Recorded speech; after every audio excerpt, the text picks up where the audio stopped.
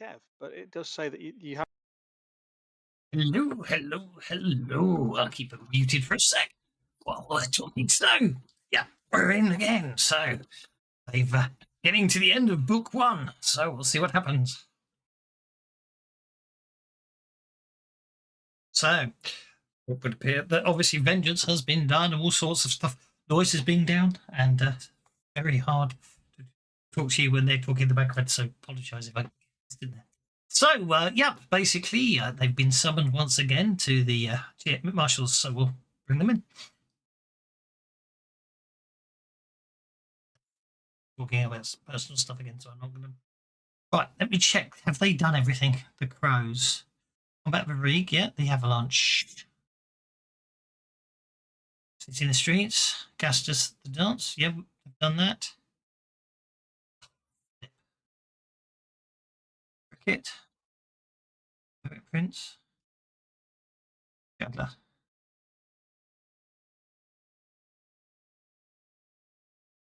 Right, one and all, here we go. We're all here, and I just noticed something awful. Your fight last week was the one was your chance to spend your conviction and not have to recharge it, Gastus. Oh well, never mind. I didn't notice. And you could have used it last week when you were trying to get free, and Sassafras had to figure out how to handle that kukri because you were the chosen during that fight, but unfortunately, I completely swizzled you there. So I think what I should do is give you one of those. Oh, very proud of you, thank you. By way of apology. Right. So when we left you last, you had been called yet again to well, you'd gone to you got called up to the marshal's office, hadn't you? And yep, yes. We had. Now this is an interesting one. So Sirenscape's on this. Make sure you've got your sounds because Sirenscape has a load of text before and after the actual text from the adventure. So we'll see how it goes. better share the link because I don't have Sirenscape. It's in the chat. Oh, there we go. Oh, there's a big echo on Elspeth. Is that in the chat? Yes. It's in the chat above the adventure card swapping. All flying up. Right. That'll be that one. I mean, I could give you some of the text, but there's a bit of text before the text starts, if that makes sense. So if you recall, you when you got into the office, Cressida wasn't alone. There was someone in there with her. It's like that. 1,000 bones. So kick off that, so I get to sit back and relax while my highly paid NPCs do all the talking for me. Enjoy. Oh, give it a minute because my Sirenscape hasn't loaded yet. Okay. Not really important. I can tell you. Your timing is excellent, my friends. This is Thousand Bones, a shaman of the Skonqua, the clan of the skull. Playing now because I can't hear anything either. And I'll explain the situation. Well, the Lucy said give me a minute. Wait for simmered for centuries. But Thousand Bones has been working. Is it working for anyone? Of course it is. Yeah, I hear it. I don't. I hear it. Click the link and I've got nothing. Well, I wasn't ready yet, so that's probably why I don't hear it. I give up. I don't know. just because I turn up to the game late, I don't know. Punishment. See. Because it's not playing anything for me, and it's up now. That's because I stopped it because everyone started whinging.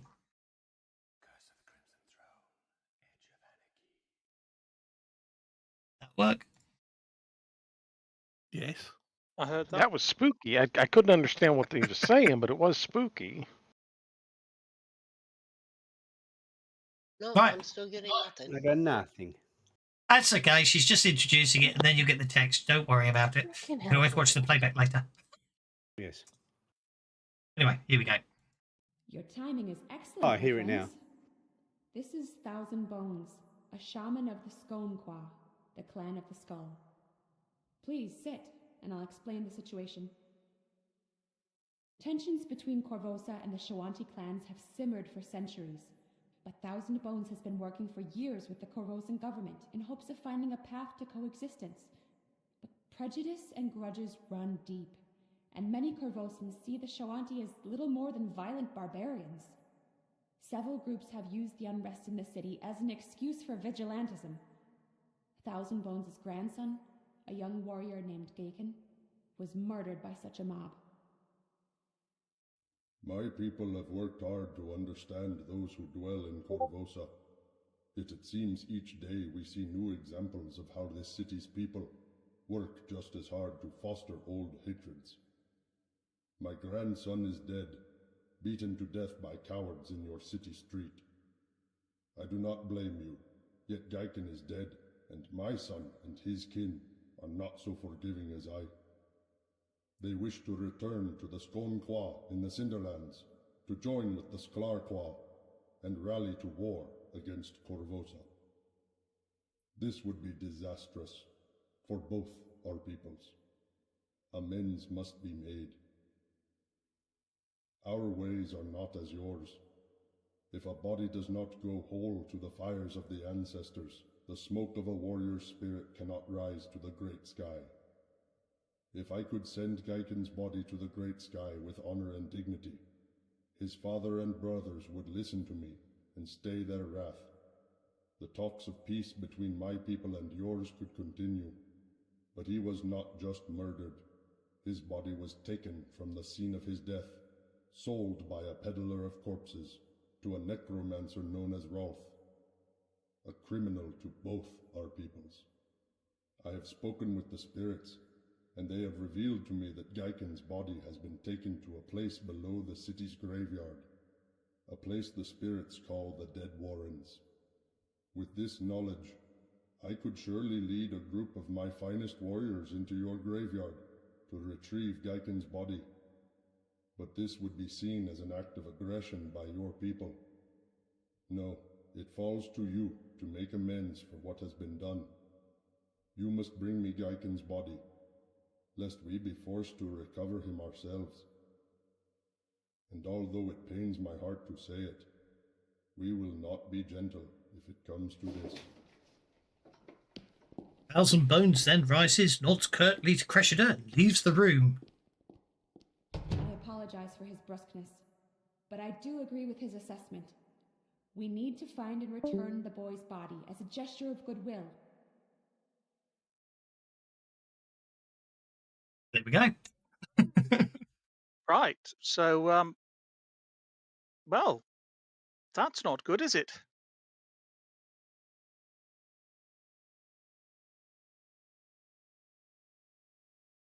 Questions, statements, anything? Okay, so it's in the graveyard. Surely the Pharasmans look after that place. Ah, so that sounds like one of the Dead Warrens. Here we go. Corvosa's graveyards in the Grey District are riddled with underground chambers, some of them burrowed by ghouls or other monsters, others remnants of ancient Shoanti burial grounds. Some of these warrens are patrolled and kept clear of monsters by the Church of Pharasma. Yet the Grey District is a large place, and the tunnels below are vast and tangled. The Pharasmans focus on containing the problems with undead and necromancers, but as soon as they wipe one out, it seems as if two are ready to spring up in its place. The problem's particularly vexing in Potter's Ward, where the bodies of the poor and homeless are buried. According to Thousand Bones, the Dead Warrens were one of his people's burial vaults. You can find the Dead Warrens in the chambers that lie under Potter's Ward.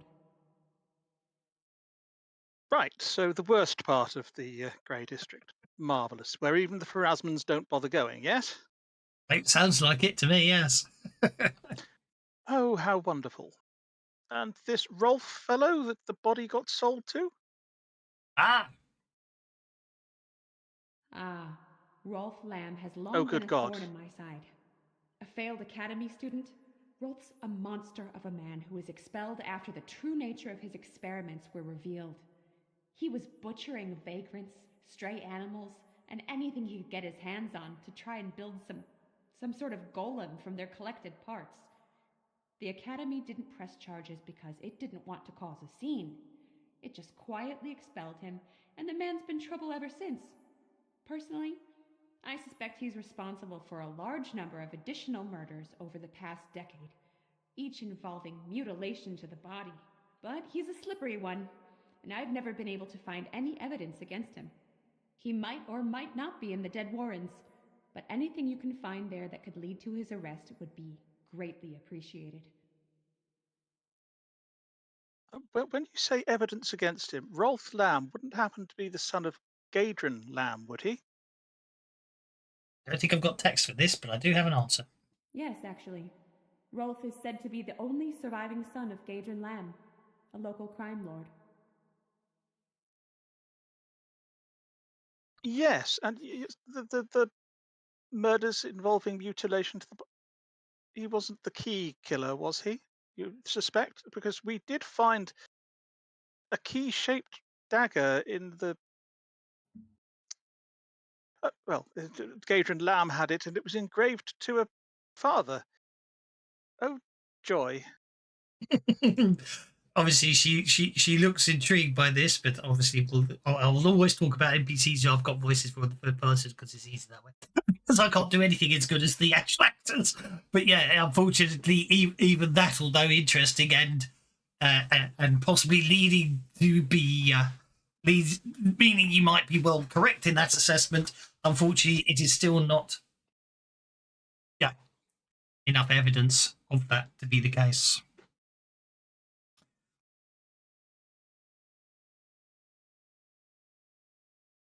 Well, that's bally awkward. Bear with me a moment. I'm just going to try and tech support Kay, who's having problems with their headphones. No problemo. Put them over the ears. Sorry, that's cruel but funny. Not cruel, but you know what I mean.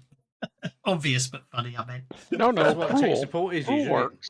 Have you turned Cruel it on? works. Have you turned your computer on? I mean, I know it's an ongoing joke that all IT ever tell you to do is turn it off and on again. But there's a reason. It usually works. But anyway, unlike me, who have got to basically play the let's uninstall and reinstall all 80 gigabytes of Cyberpunk because their update broke it. Playing the game, went to lunch, came back from lunch, so you downloaded the update. I spent the entire afternoon trying to make the game work again. It's a great day off. I was planning to play Cyberpunk. Oh, did the update break it? Yeah, apparently for quite a lot of people, actually. You launch it and it obviously I was one of the ones that didn't have mods, so it was okay, and it wasn't the normal problem. But yeah, no, I launched it. I just got a completely black screen. The only way I fixed it was I completely uninstalled it. I deleted all the folders it ever had been, and then removed all my saved games.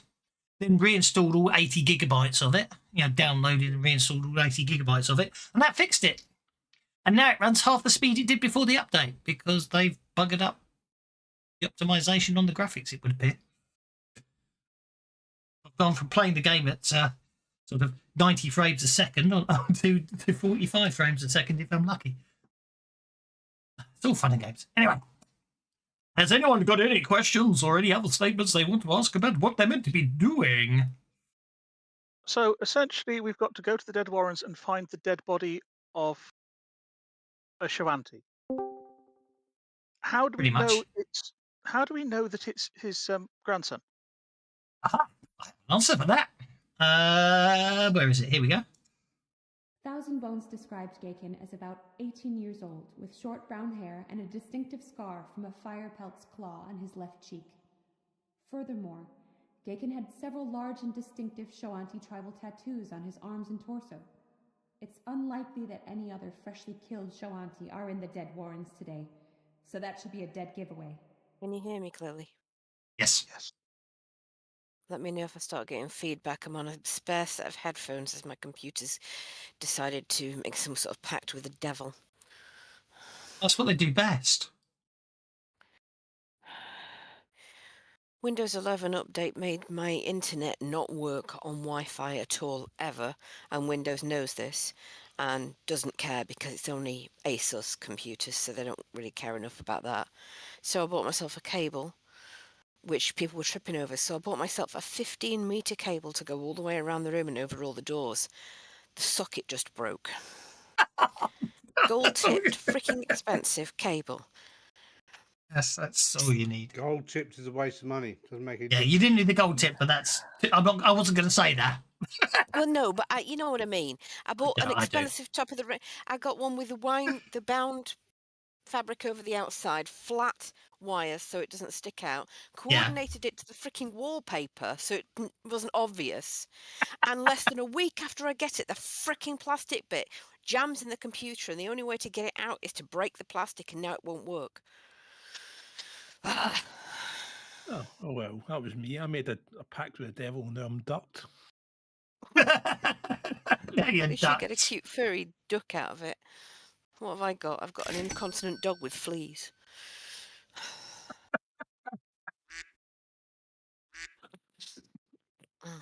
Must have been quackers. Yes. So please excuse me, I'm pouting a little. Yeah, I can understand that. Right, so we know what the body looks like then. You know what the body looks like. The only other thing is, basically, she'll tell you how to get in there, shall I? I'm guessing it's we go to the We have the man who sold Potter's Bacon's bit. body to Rolf in custody. A simpleton named Elkaris. He spilled everything when we told him what was going on and how much trouble he was in. There was an any ellipsis event, there. Are you going to Elkaris do says what he comes after the delivered the body ellipsis? via Or wheelbarrow just to leaving a that ... partially collapsed hanging there in the air? mausoleum deep in Potter's Ward, near the southern edge. A toppled and headless Oh. statue of a sword-wielding gargoyle Course. lay in the dirt near the mausoleum's entrance. He was told to leave the body behind the gargoyle. This location matches where Thousand Bones believes the Shoanti burial grounds called the Dead Warrens are located. So that's the best place to start the search. Yeah, She sounds Right. very nervous. she does, doesn't she, actually?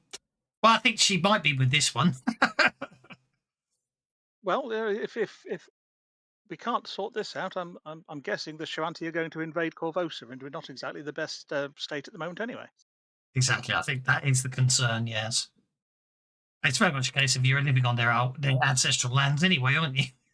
Yeah, so where the sword was found, but if we go to the entrance, I'm sure that I might feel something.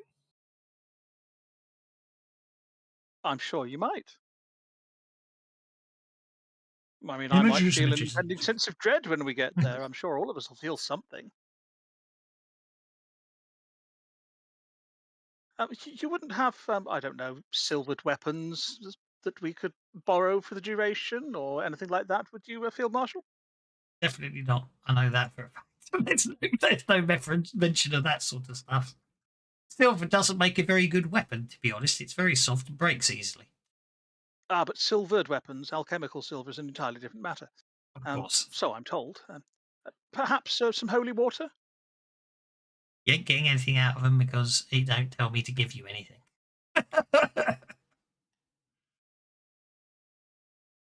Right, so essentially this is a case if you don't want your guards to go and face the undead, so we have to go and do it for you.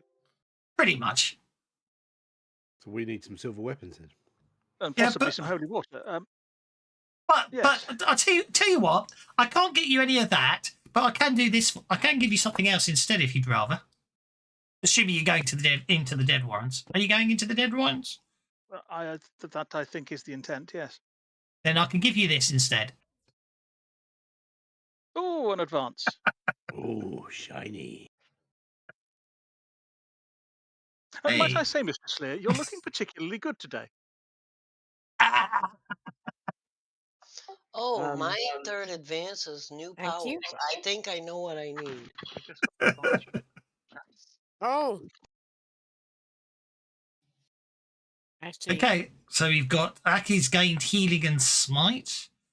And Gastus gained. Oh, Gastus! I'm now no longer a human with no class. I'll have to update the video. Gastus is now a rogue. Leia got +1 performance and +1 persuasion because she became attractive. Sassafras gained 2 as yet unnamed powers. Thaddeus got an advance, and Vorka gained power points. Ooh. Here we go. Yeah, Again, too many Bolt times that I've was- had like 8 and needed 10 or 12 kind of thing. So Yeah, you went for 50, so you're up to 15 power points. So yep, sensible, very sensible. I gained Bolt and Burst Fair enough. because she's not a fighter and she hadn't been taught to use magic that way, but she's learning. Hopefully, in the second book, you'll get some spell books because as a wizard, then you get 3 powers. If don't you? When you take the new powers edge, if one of the powers is in one of the spell books you've acquired, Or on a scroll. or on a scroll, that's true. You got any scrolls? I have the one scroll I got from um, the deflection scroll. Have you got the deflection power? No, I don't. So if you want to, you can destroy the scroll of deflection. Or do you actually use it up? No, you don't, do you? You can actually you don't. You keep the scroll of deflection, but because you're a wizard, your ability is when you take the new powers edge, you can learn an additional spell if you have it in scroll or spellbook form. And because you have But a scroll of you deflection, have the trapping that is on that spell, on that scroll or in yes, that spell. on that scroll, yeah, exactly. So I could take deflection as a third power. As a third power, that's the bonus for being a wizard over being a magic user or a sorcerer when you claim the new power spell. But of course, you've got to have a spell. You've got to have a spell that you can learn to do it, which also means, technically speaking, it's like that spell I really want to cast, but I want to learn it first, so I won't use it when I really need to. Okay, well, so I can take deflection, and because Indeed. it's a novice spell. Yes, because it's a novice power. Yeah, you've got to be able to cast it as well. So yeah, it's not bad. You get 3 for your advance. Not bad at all. Right. Do I lose the scroll or? No, you don't lose the scroll. I was thinking of something different. I can't remember what I was thinking of, but you don't lose the scroll. That's true. Oh, that's nice. Okay, North Point. So you're going to North Point. I can see. Grey District. I'll tell you, this map is very confusing. Hang on, no, it's not North Point, is it? The Grey District is down in southern Corvosa. That's what I thought. Yeah, I can see it down here. Yeah, down here, yes. I don't know what was going on there. Oh, look! V13 is the Dead Warrens. Yes, and you got T11 is the Temple of Pharasma, isn't it? The Grand Cathedral of Pharasma. Do you know what? I think going to the Grand Cathedral first might be a good idea because, while the Field Marshal might not be able to provide us with any holy water, I bet the Grand Cathedral would sell us some. I'm very sure there's a very good chance the Grand Cathedral might sell you some. Who knows? What say the rest of you? Yes, let's try that. I'm new to this fighting stuff, so I'll take your advice on it, Gastus. You seem much more experienced than I am. One more advance, you can't use that excuse anymore. Yeah, I'd take holy water. I mean, it's only 25 gold or something like that. Clearly, Leia was in the toilets for a great deal of that conversation because I need an excuse for her to not have a clue because I don't. When you were in the little kitten's room, were you? Yes, I was in the little kitten's room. Litterbox, they worry about being distributed in the schools here for the furries. School for the furries. I like it. I want to go. Assets. Yeah, but basically, the Shuanti are going to invade unless we can find the body of a Shuanti elder's grandson, which has been sold to a necromancer living in the tunnels underneath the graveyard. You really want a specific one, not just anyone that happens to have lying around in his morgue. Yes, it's got a very obvious scar and some tattoos that we have had described to us. Okay. I say, like, going and collecting corpses is a normal and everyday thing to do. Mm. Well, let's go visit the Pharasmans, shall we? See if they are willing to sell us something. Why not?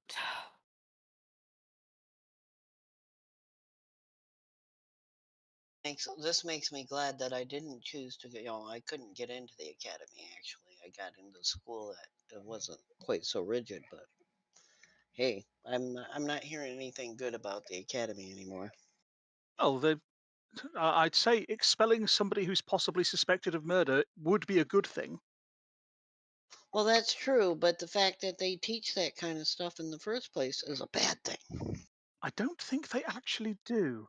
But then again, maybe you'd have been expelled for what you did rather than just being asked to leave for a year. So, Okie dokie. Right, so you head through Corvosa. It's relatively uneventful. And I hope so. you It's are not very far, and we're going through the posh bit. you're approaching the cathedral. I wonder if they have any suitable monastic sound effects in Sirenscape for that. And, Yeah, and, thank and you for for the reminding record, me. I wasn't expelled for what I did do. I was expelled for the fact that I didn't go and report those guys before they caused any trouble. Oh, I see. Right. So you were expelled for what you didn't do. Exactly so. But I Change your was curious. ambience. I wanted to see what See they what's were this going is to like do. this.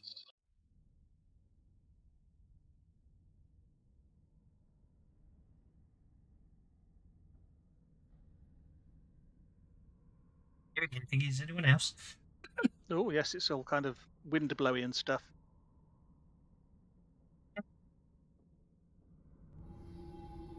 Yeah.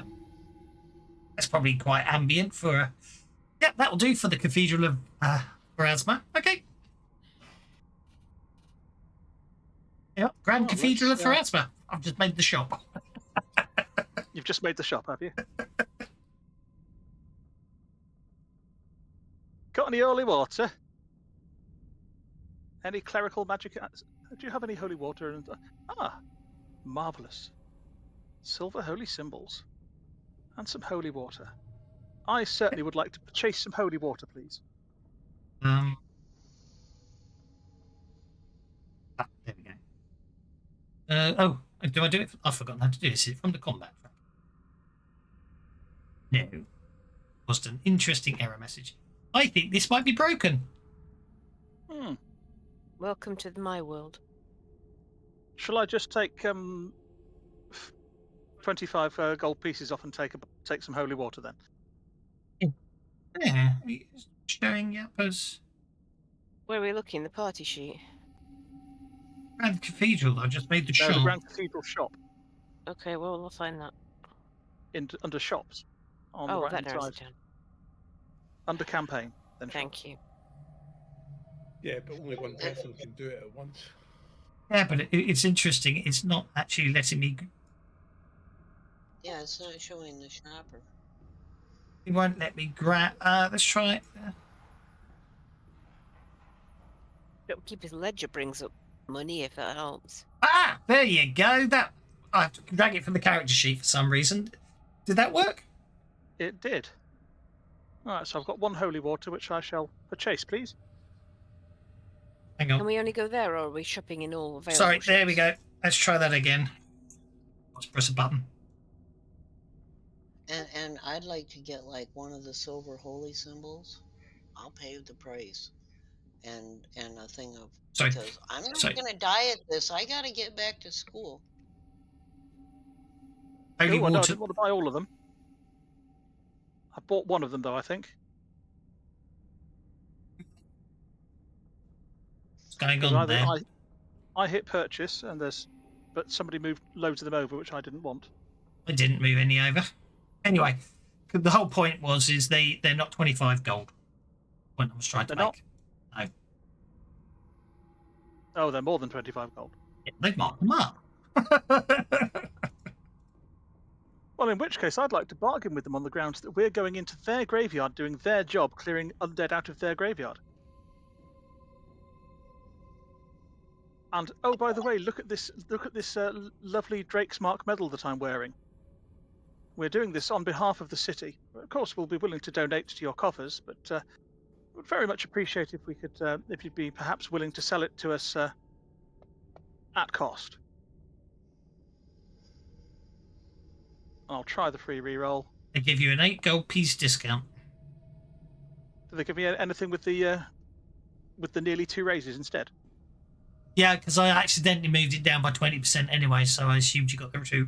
So yeah, you got a 20% discount, so it cost you 32 gold. Some holy water if you wanted. Is that not a 12-year-old?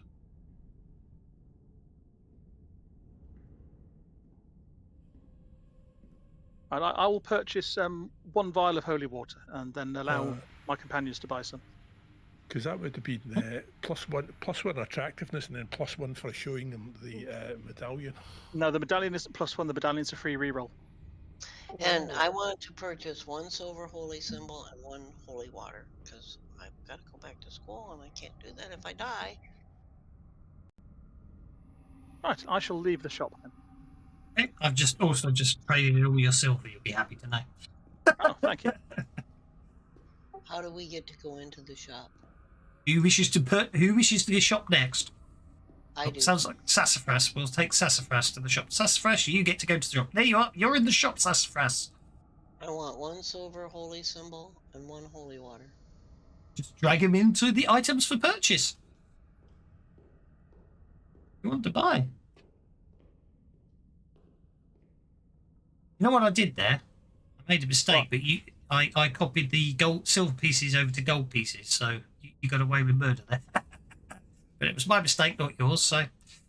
Oh, yay! I got to pay the full price, so that's all right. What I've done? It's gone under weapons. Right. It's only money we can't spend if we're dead. This is very true. Oh.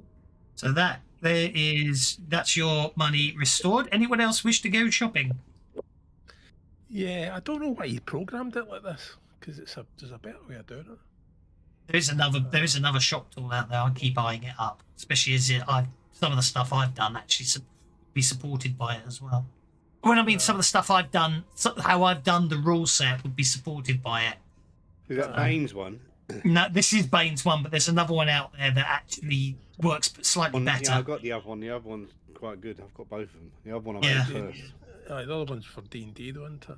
But it's supposedly it should work. It should work in Savage Worlds, and there's a thing in that where you can spend. There's one where you can spend items marked as wealth, which ironically I have actually made all the items that are treasure that are worth money as wealth, because I did watch that video years ago. So the idea is that one would work, and then you could actually buy things.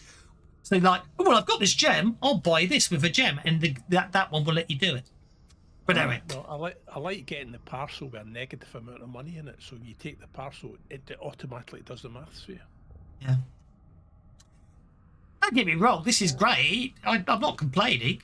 It's just obviously it was first, and some other people have come along and improved it. Anyway, anyone else wish to go shopping? There are 3 holy symbols left. Sorry, 3 holy vials of holy water left, and 13 holy symbols left. Me. Is that Aki? Yeah, I'm gonna go shopping, man. You sound distinctly cat-like today, as in red dwarf cat. I mean, only probably because I've been watching it a lot. Today's trout a la creme. Enjoy your meal. I will.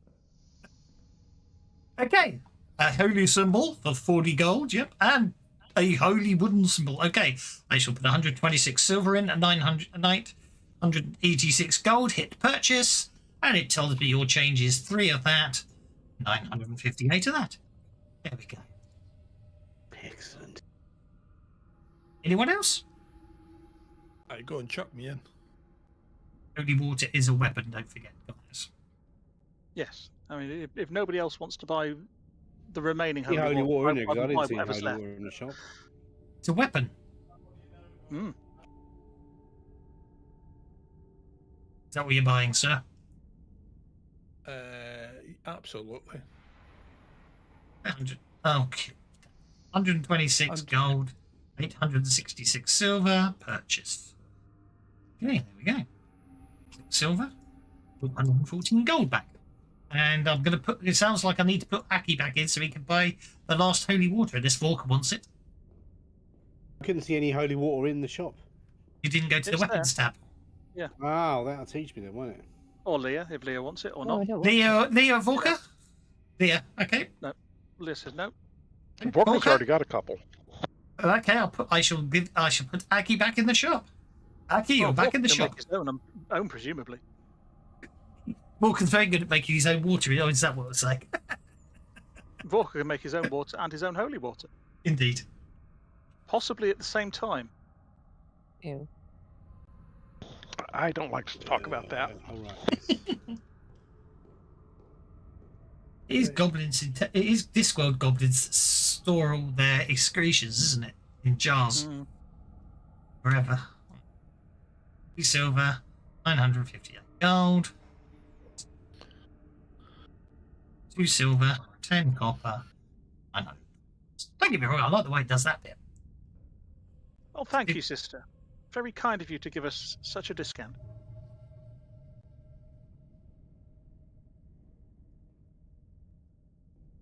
Righty ho. And you were just borderline insulting her, so.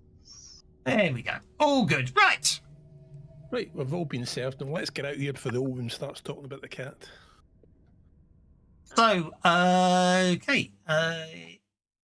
Okay, you have graveyard. It's a vast region, a vast graveyard, a region known as the Grain District. It's a mournful place, even by day. The district. I assume you're going during the day. Go at night if you want. Yes, that would make sense. The district is alone, being a place of quiet and calm in the face of civil unrest. Why can't we go at night? Because there will be more undead around at night. Yeah, but we'll see them come in. There's an unnatural stillness in the air, almost as if the graveyard were preparing for a vast influx of new dead. Nowhere is this ominous feeling more noticeable than in Potter's Ward, the final resting ground for Kavosa's poor and homeless. Mounds of unmarked dirt stretch far and wide, indicating the site of mass graves, while crumbling mausoleums from years ago, abandoned by their families as the Grey District expanded to the west, dot the bleak landscape forgotten. Empty, rather. Mourners do not visit here, for the dead buried in Potter's Ward leave behind few who regret their passing. Locating the entrance to the dead warrens proves to be a relatively simple task with the information you had provided in hand.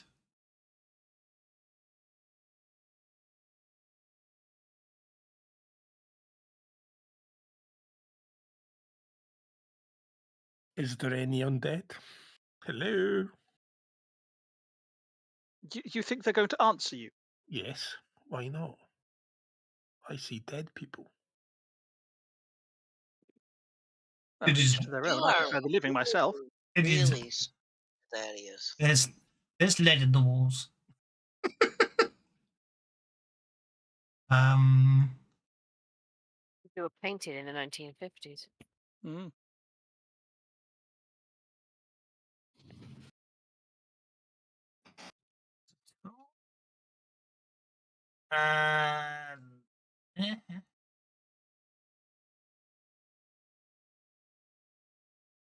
You don't sense any yet?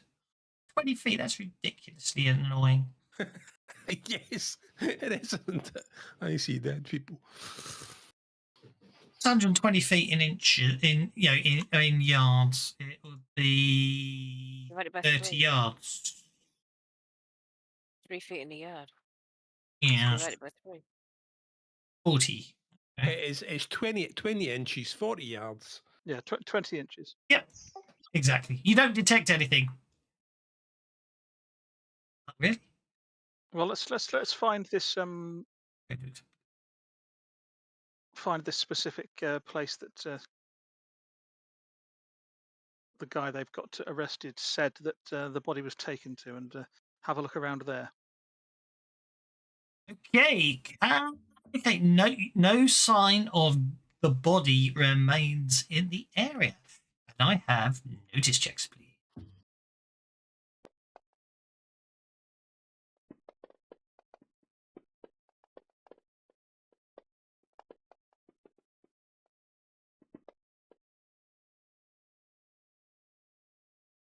Okay.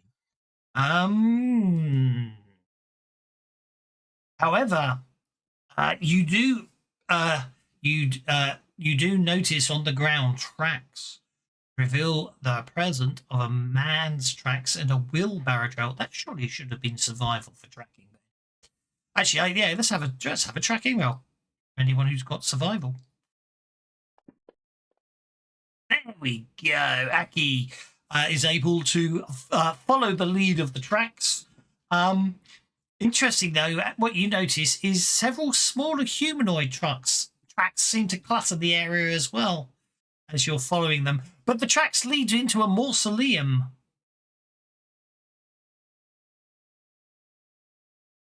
This way, guys. The tracks lead into a mausoleum where you enter into the mausoleum and you do not see the body. And there appears to be only one entrance. Look for Amen. hidden passages and stuff.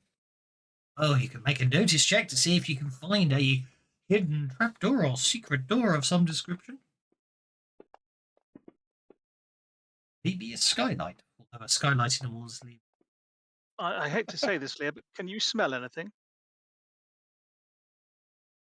Alay's got a +2 notice with alertness. So alertness. So Leia and Thaddeus, you both find a poorly hidden trapdoor under the dirt. Obviously, it looks like somebody's in the darkened corner that leads down into the dark. What do you mean darkened corner? There are no shadows. Aki, if you'd like to make a survival check, you might be able to identify the tracks because in this mausoleum. Yes, indeed.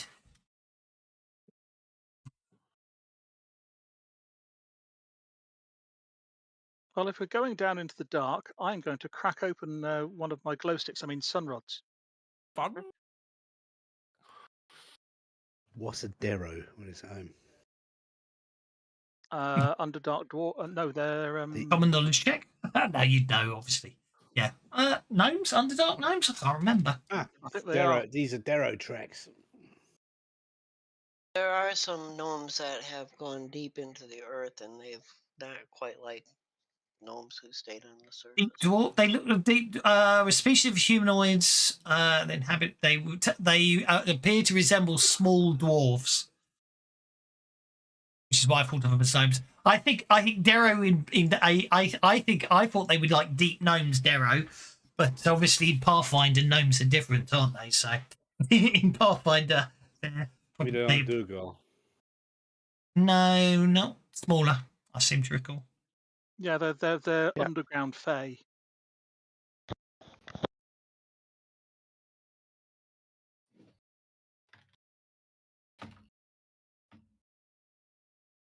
So that brings. That means I get to add the party. A map. Fellows. Especially when Vorka and lots of console errors there. To get token scales. Jeez. I move as soon as I move a token, I get good. Portal thing's broken.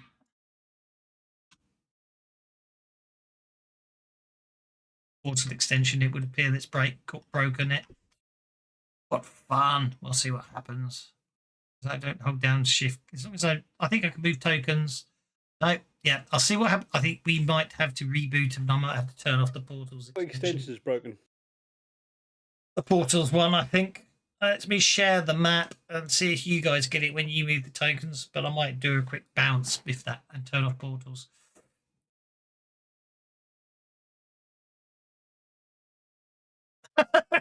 No errors some more. I don't see any. Please bear with us. Returning to launcher. Okay. Oh, great. You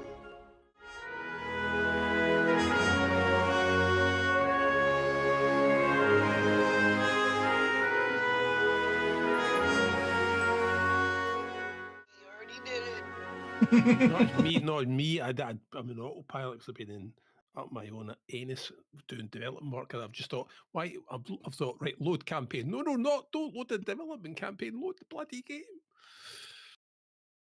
Script. Oh, there's a script execution error. You can have two instances of Fantasy Grounds running at the same time and do the one while it's playing a game.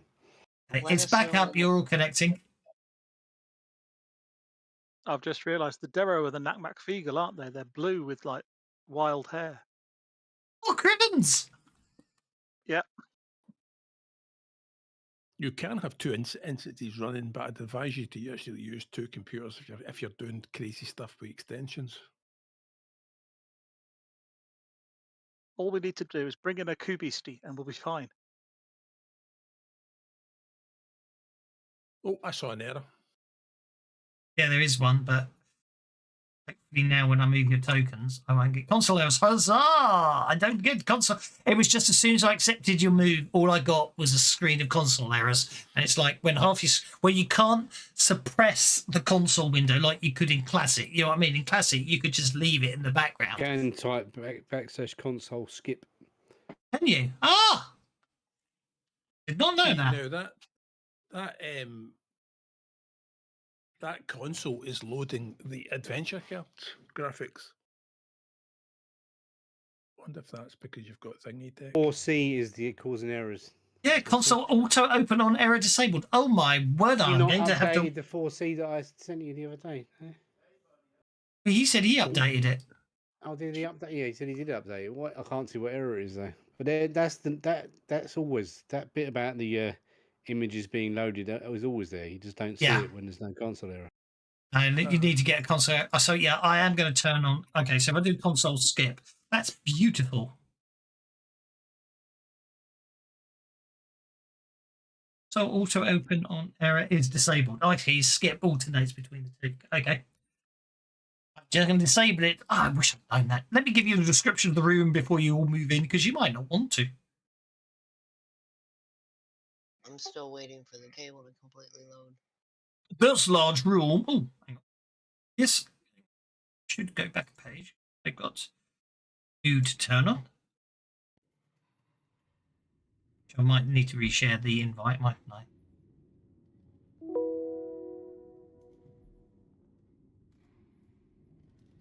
But all the skeletons are not undead.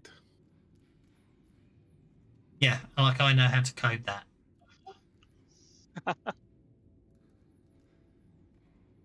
Tell you who will know. Adios. Mm. And code what? Need a sunrod light effect. It should do light for 30 feet or 5 inches, then dim light for a further 30 feet or 5 inches. I mean, I'll give you an extension to do that. Well, it depends. Oh, hang on. Is that what the 1-5 is? So if I do a 5-5, would that do it? Might do. Aye. So the first number's the first radius, but honestly, go in. I take it you're doing 25 and 25 fall off. So just do two numbers. So /5-5 would be 5 inches, then 5 inches, would it? To do it properly, I'm going to avoid everyone biddings because you're all being very useful and helpful. To do it properly, you're going to set up, and then there's a button called token lights, and it lists all your light sources. Excellent. And then you create one in there as a GM. So you can create a different colour or a flit or whatever, and then it appears as a button. Excellent. I'll have to work out how to add that to the rule set. Okie dokie. This large room is supported by 4 wide pillars of stone. The ceiling above the arch is in a dome nearly 20 feet high. The walls are lined with skeletons caked into the mud. Adult bones mostly, but here and there are smaller bones that might be from halflings or perhaps children. 15-foot square pits sit to the east and west, each filled with large heaps of hundreds of bones. To the south, a crude hole has been gouged out of the wall, providing access to the tunnel. Ah, so it's an ossuary. Indeed. No need to swear. Well, let's take a look. It's an interesting bug. Oh, as well.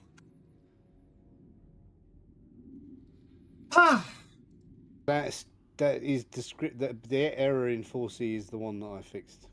Okie dokie. So,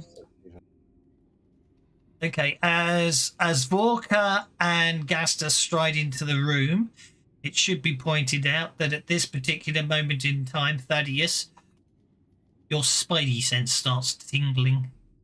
Oh, so there's undead in here. So, who's the most powerful one, and everything else? Just get to detect. You don't do that, do you? That's ridiculous. Yes, you know? I know. I can sort them. I can detect them, and I can sort them in by rank.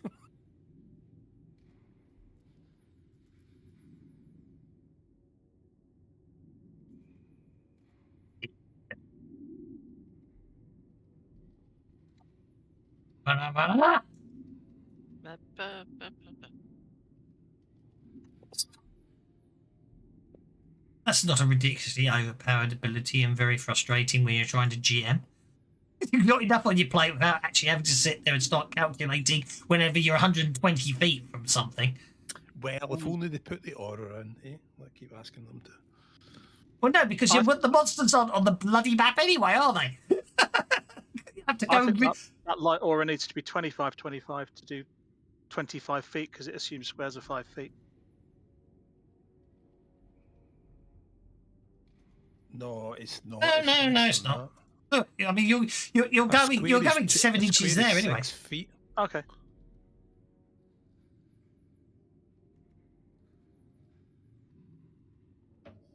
Bloody hell happened there? See, this is what happens when you up the O's, man. Oh.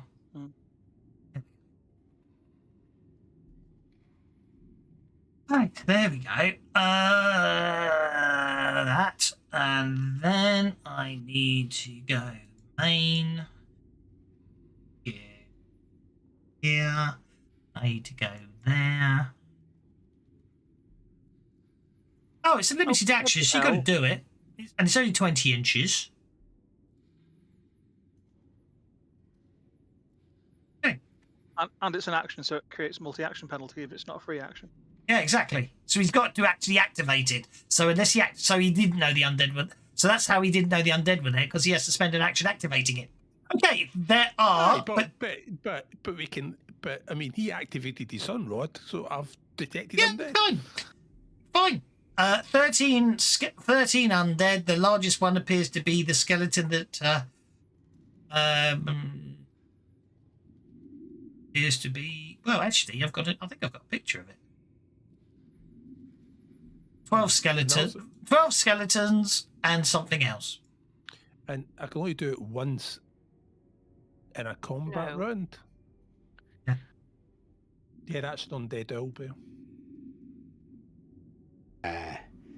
Just very badly starving. And Leia is first. I'll be with you in a minute. Still not loaded, I didn't realise. I'll pop you on hold. It's all right. I'm literally right there. Oh, okay.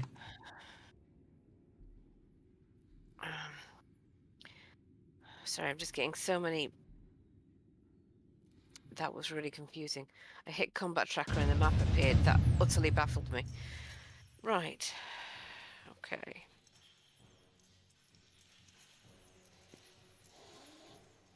I think I'm going to go to there. You're going to hit a wall. Sorry. I'll do it like that then. Yeah, that's fine. And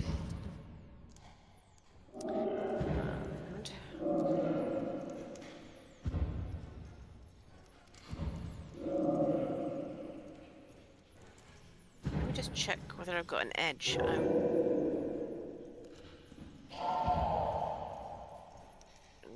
I'm cheating. They're supposed to come upstairs, but then they'll just funnel and kill them something evil. Then I shall.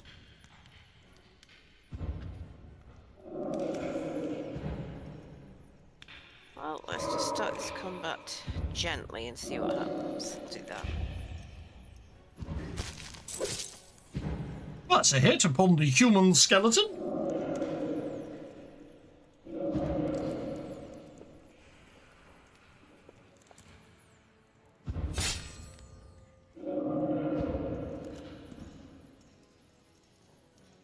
Alright. Yeah, got me thinking.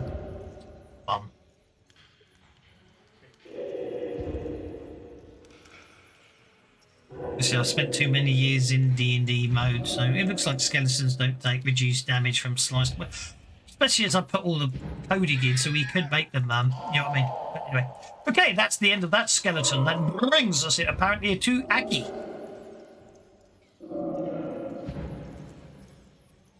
Okay. Do they not really get reduced damage from thingies? I thought that was... Apparently not in Savage Worlds, they don't. Alright. Well, I'm going to cast Smite on everyone, I think. Well, who doesn't want Smite? Sassafras, right? Bagasto, Leah, Thaddeus. Are you capable of casting it on claws? I think I can, can't I? Yes. Cool. And Sassafras doesn't usually use it, but she has a kukri.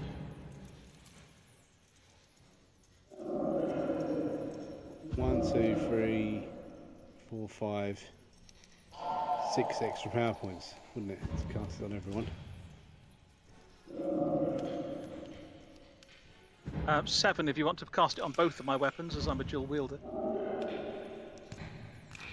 8 then, including Ceased. Yeah, what about Majenko? Do I want to cast it on him? I'm imagining you casting it on the duck and it pecking them to death. Majenko's not a duck, is it? No, he isn't, but my imagination Well, I went don't there. think a duck can attack, actually. It can, it's a familiar. Yeah, it's a familiar, but it's... It has useless. It has exactly the same stats as a wizard's familiar. Yeah, but I don't think a duck wants to cooperate. Another thing is, I think I want a raise. If the duck dies, I can't use any powers at all. What do you get of a raise when you do a... +4 damage instead of +2. Right, so I best target everything that I'm going to give the spells.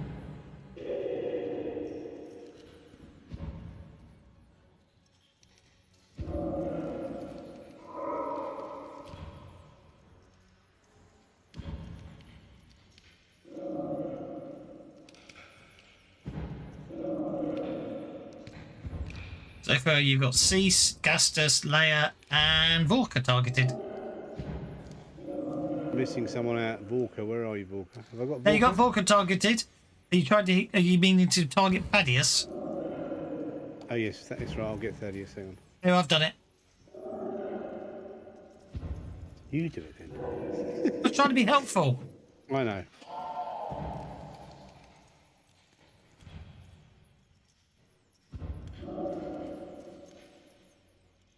Nicely and done. actually, I've got and now clear my target, so I've got to get Majenko as well. Majenko's got it now. Yep, that's perfect. And then after using all of my power points, I'm gonna.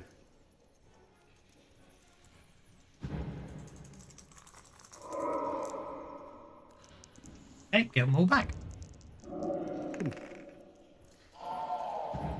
All good. And then I'm going to pass my turn to my cat.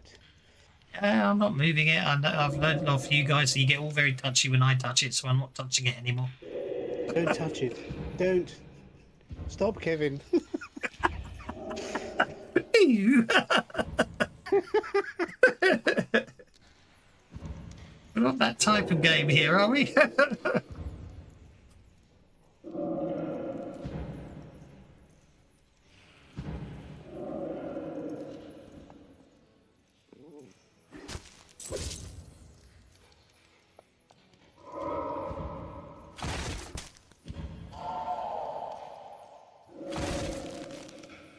Shaken and shaken, that's a wound, isn't it?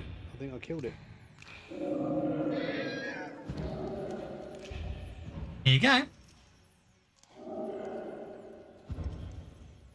Brings us to Gastus. Okay. Well, the bigger they are, the harder they fall, and that one seems to have a little bit more flesh on it for me to poke things with. So Gastus is going to come over here, run up the sort of to do a wall run up that pillar, and then flick flack towards the owlbear. as some kind of testy type thing. Okay, I'm just going to make sure it hasn't got first strike or anything interesting. To hopefully make it look in the wrong direction.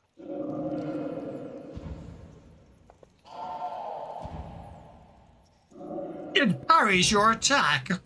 But I'm going to take my free reroll on that one, actually. Okay. Oh, so you're trying to distract. I see. Yeah, that didn't work so well. Okay. Wait, possibly it's too stupid to realise you were trying to distract it. Possibly. It doesn't really look like it's got a noble brow or anything like that, really, does it? Well, I was just hoping to make it look in the wrong direction, but never mind. We'll try and poke it twice then. Okay, it parries your first attack. And then I'll poke it a second time. Poke it a second time. Oh dear! Well, I think the logical thing to say there is, basically you stab at it with the rapier, and unfortunately, you hit it. It doesn't seem to. It doesn't seem to be in any way, shape, or form affected by it. But then, as it turns, the rapier seems to have got caught in the bone or something, and basically, as it turns to attack you, it yanks the very rapier out of your hand. Why did it have to be bloody skeletons? I mean, really, bloody skeletons. Obviously, you can get it back. It's just an action to yank it out, but you know what I mean. Yeah, I thought it was rather dramatic. I liked the idea of that. Yeah, I'm fine with that. Sassafras.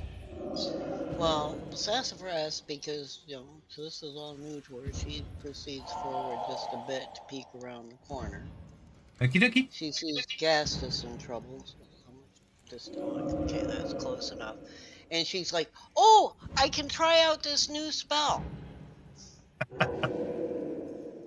What could possibly go wrong? Okay, a green lightning bolt. Hang on, actually, you can't cast it from there. For the record. Oh, okay. Well, I see Gastus in some kind of trouble. I'll move up to wherever I can. Yeah, Can I see? There's fine. There's fine. There's absolutely fine. Yeah, because that might. Otherwise, you just cast it into the pillar. So that's absolutely fine. You cast it. This bolt of lightning whistles over Gastus's head, and basically uses his rapier as a lightning rod. So you see your rapier suddenly burst into green fire of lightning. Balls! What in the heavens was that? I hope I didn't singe your hair. Obviously, your rapier will be fine. I just thought it was, again, it's just too much fun not to use. That because she got terribly brave and looked around and realized she was too brave, she backs up one. Okie dokie. I just love the idea that your rapier acts as a lightning rod. That was all. Don't worry, I'm not making it be damaged or making it, hardness or anything like that. It's purely narrative. Okay, and then it's Majenko next. And he's got a move of 8. So he comes in here, and because he's a Drake, he can assess things.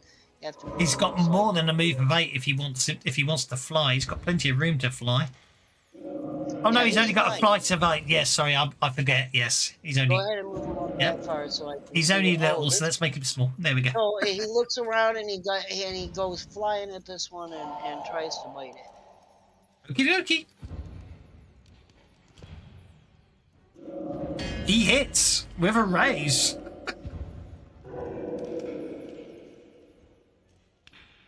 Magical smite might come in handy here.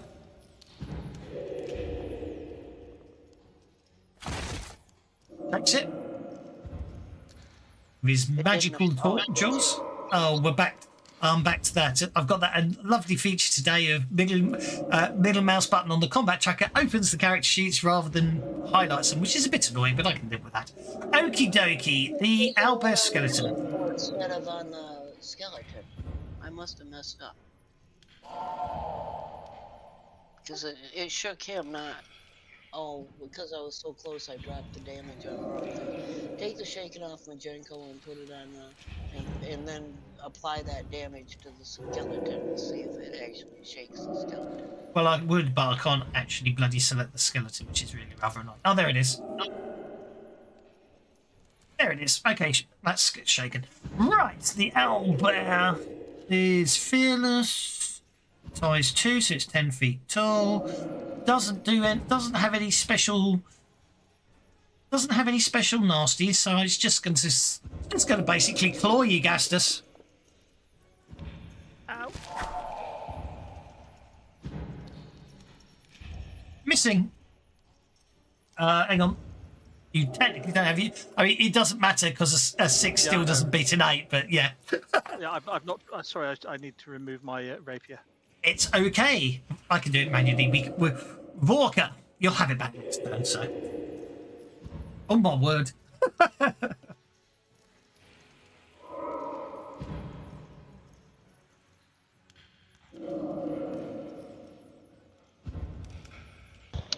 Vorka is going to step back here next to Majenko.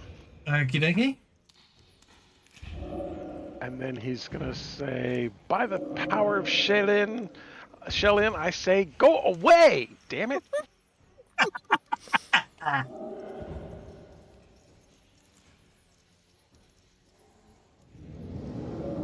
That's a nice casting of burst there. I can't see the two that are in the hallway anymore to target them. I forgot to target before I moved. Oops, nope, not you. Me. Okay. Hello.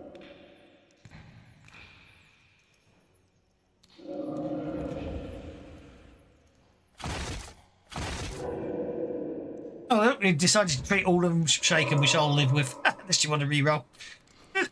Yeah, I think I'm going to Benny that. Okay, let me unshake it. Okay, maybe not. No, I can do better than that. Okay, fine. Shaken. Let it be. Let it be shaken. Okay. That's 3 shaken skeletons.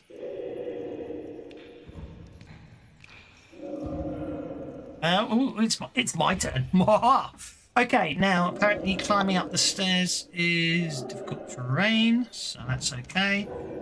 So 1 to there, 2 to there, 3, 4, 5.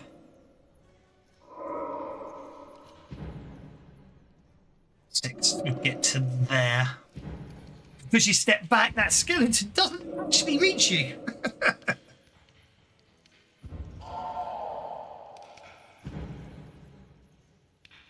Hang on, that's skeleton 5. That's not next. Right. 1 to there, 3, 4, 5. 1 extra inch, so I get to there. The claws slash at Leia. My job. Indeed. In fact, thinking about it, actually, I should technically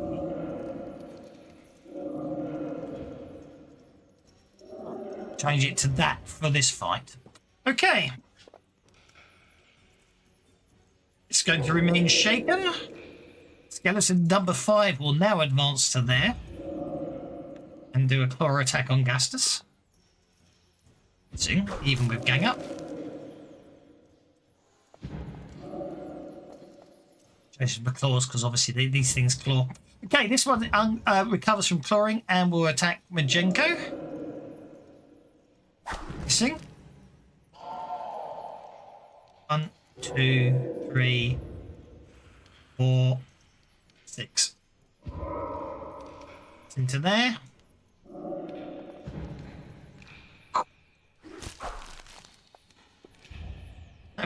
Doesn't critically fail. Human skeleton number 9 unshakes. Goes up. 1 to there, 3, 4. 1 to there, 3. 1 to there, 3, 4, 5. 5, 6. Attack on Vorka. Missing. 2, 3, 4. Another, yep, gets to there. Another attack on Vorka.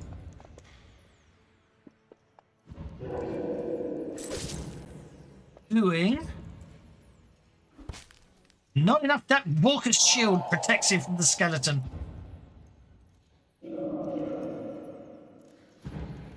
Three skeletons ganged up on Leia now.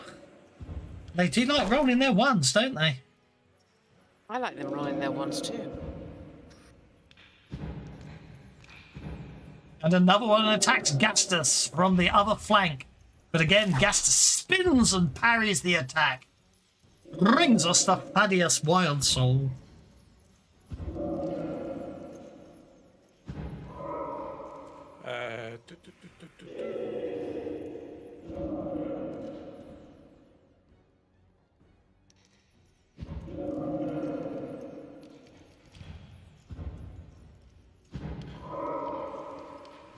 Enough of him.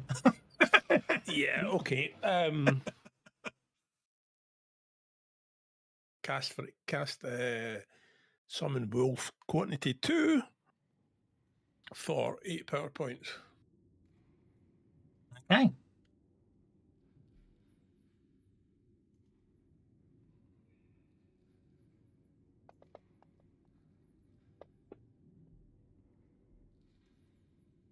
And gets a raise. Does that affect their stats? Potentially.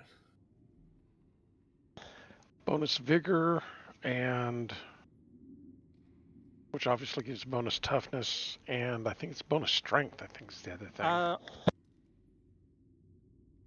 I thought it gave them resilient. Nowadays they just get an extra wound.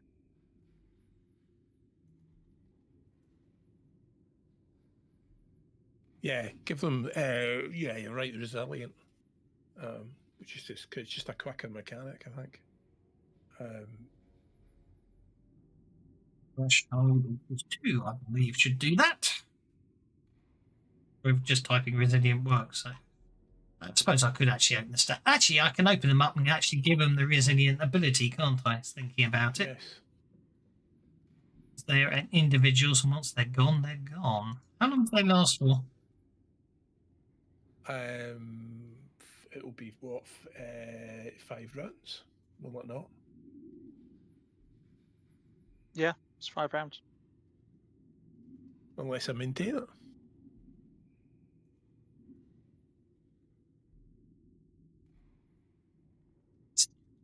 Treating them both as the same wolf. It's okay. Yeah, should have been wolf 1, wolf 2, wolf whatever, I suppose. Yeah, I don't know why. Just because I copied them off your sheet, it seems to have treated them both as the same wolf, which would get interesting. But that's okay. You know, open up one sheet and just rename it, change it, give it a number. Where are you summoning them? I'm not a number. I'm a free wolf. Sorry.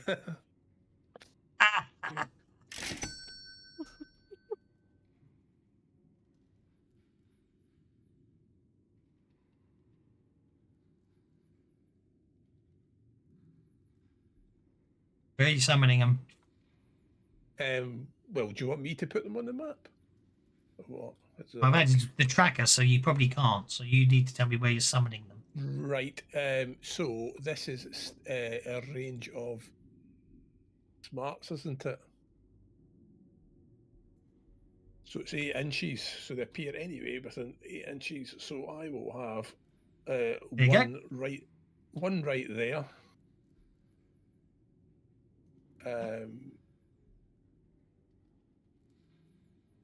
And I think I'll have one right there as well. Doesn't matter really, because they can start running as soon as they appear. I'm trying nerf gang up bonuses.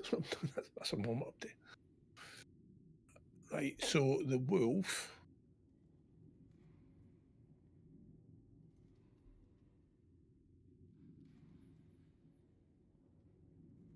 will bite this skeleton here.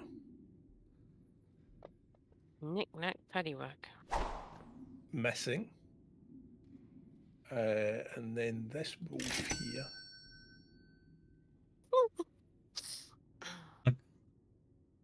This I wolf got it. here. Give the dog a bone. I'm just being impressed at how many bennies I'm accruing.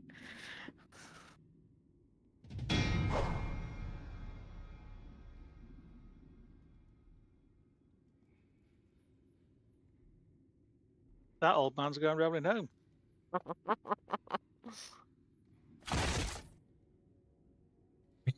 Oh, I minimised the map. I thought I closed it. No wonder. So yeah, skeleton 12 is shaken after that.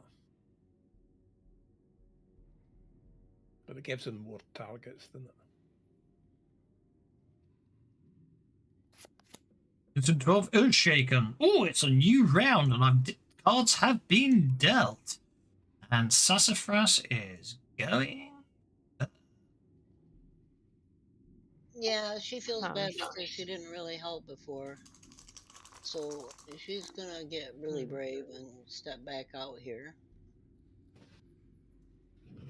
Try to. Oh, and then she's gonna go, oh, I'm not that brave, and she's gonna run right past that thing before it can touch her. And she's gonna, oh, now he's got 2 of them, so she's sitting there going, eeny, meeny, miny, mo.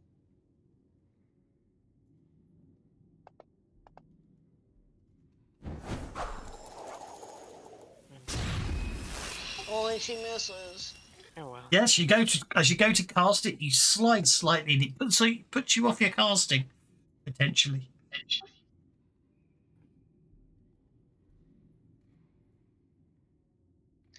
Now it says on his, on his dragon things that he has a thing that says a breath weapon, and it's not listed under his, and it's basically stun in a small blast template. Yeah. So I'm going to do a small blast template for him. That's a very good point. It should be on there, so I'll need to update them. I need to update that.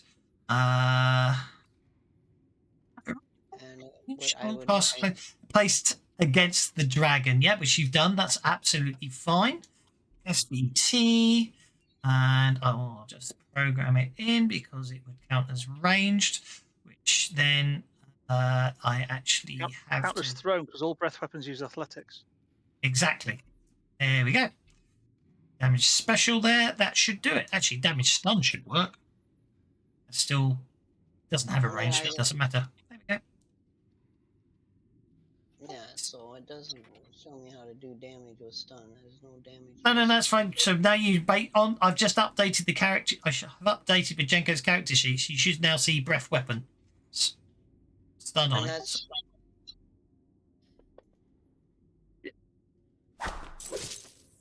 Probably shouldn't have rolled it. Yeah, no, you are meant to. Why am I targeting myself? That's a very good question. Don't worry about that. The point is, unfortunately, he breathes his stun breath weapon, but basically by rolling a natural 1, he fails to hit anything. He didn't crit fail because I rolled a 6, so you're okay on that score. Okay, well then that's my turn. Not much help, but I'm not a fighter. I'm a student. So I need to go here. Breaks. You need to learn to say something different, Miss Student. Well, I'm trying my very best, and I'm trying to learn, but this is not what I planned for my life. She thinks about being back nice and safe at the school, and deep sigh.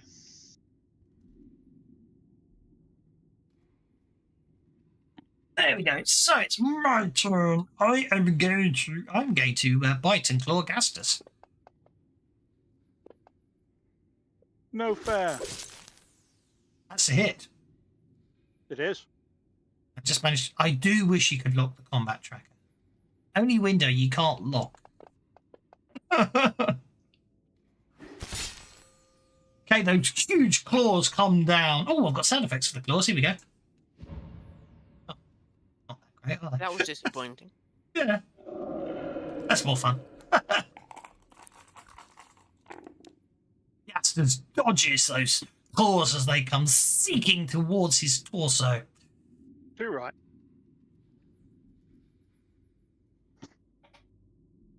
Okay.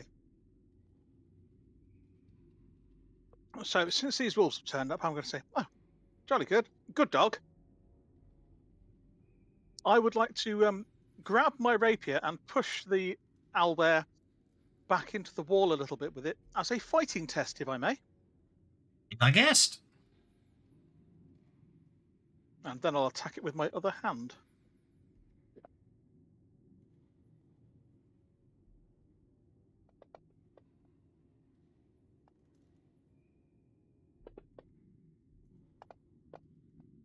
Wow, did I get a lot of errors?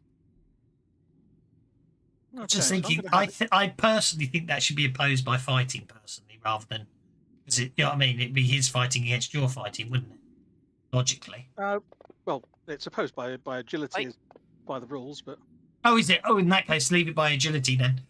So you got creative combat. You shook the owlbear. Ignore me. And do you want it? And you've made it vulnerable, which is fine. and I made it vulnerable. That's And because then you've taken rogue, haven't you? You Yes. cunning individual, sir. And then I can have a go at it with my other weapon in my other hand. With your sneak attack. Yes. I have lost the plot. Sneak attack. Oh, it gets better. Once he makes it vulnerable, it's always going to be vulnerable after my turn. Mm. You know what? I'm gonna spend a penny on that. I think. I really hate your character, Thaddeus. He's OP at novice, for crying out loud. I mean, I can accept that the characters get OP later on, but Well, that's novice why is. Is it the character or the Sassafras, player that's OP? No, it's the that's why rules. Sassafras kind of sucks up to Gastus because she realizes he can actually frickin' fight and she can't. Let's give that a penny.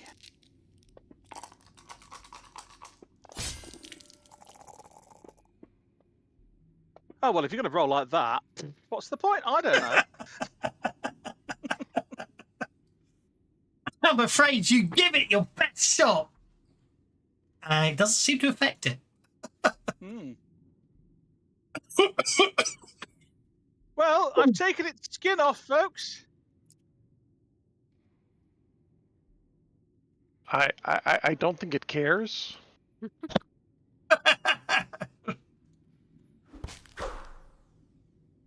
That didn't do what I meant it to do. Let's try that It's again. not an onion. We're not supposed to do it in layers, you know. Oh. I never did well with onions.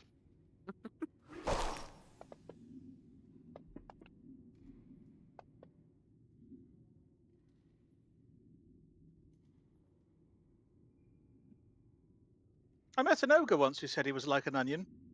He smelled bad and made people cry. I've already given you all bennies for jokes, so I'm not giving you any more. Very good, though.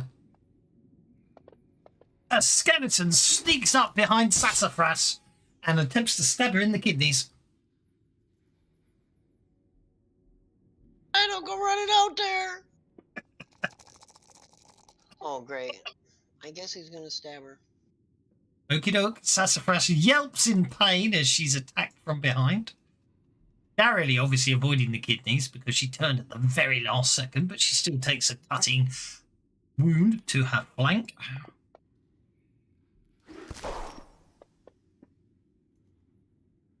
Skeletons will not crit fail no matter how much hard they try. Gastus should not be vulnerable anymore, should he? I should. I wild attacked. Ah, my mistake.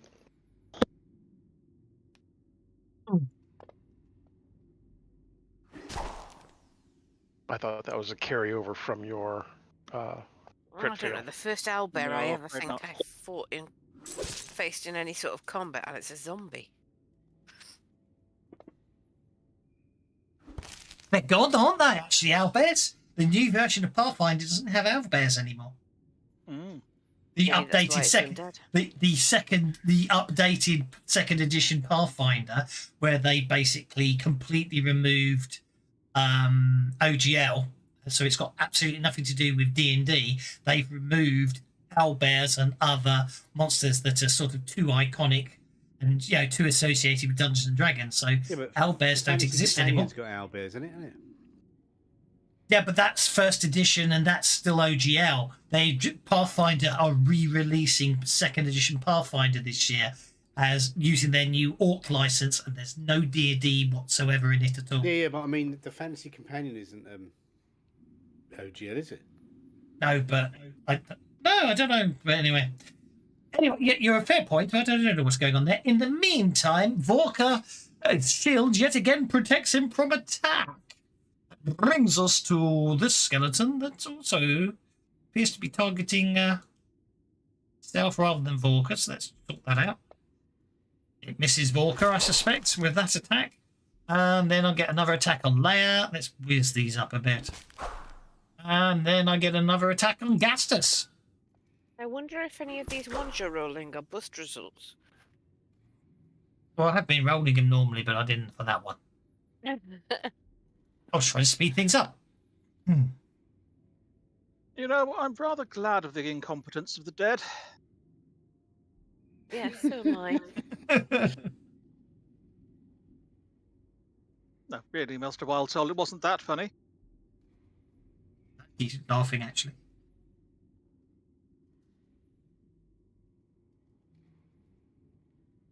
Measuring distances.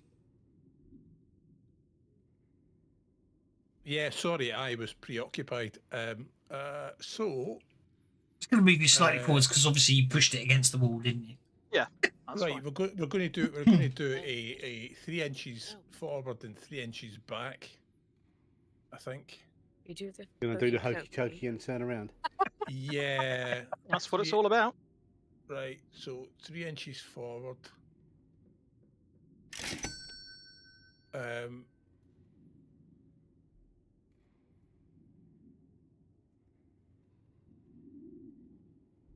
Shout at skeleton number 4 to catch. Skeleton number 4 to catch. Yeah. Yeah. And I will throw a vial of holy water and a small burst template. Okie dokie. You're gonna hit sassafras. It doesn't matter. It's only Any water. It's only water.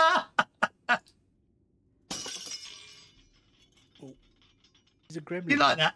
I'll put in sound effects for holy water. I like that it was only in one ear. I don't get to choose that. Okay.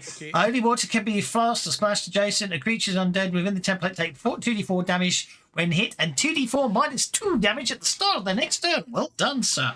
Okie dokie. So 2d4 damage on the first one. That's 5 points of damage. The second one.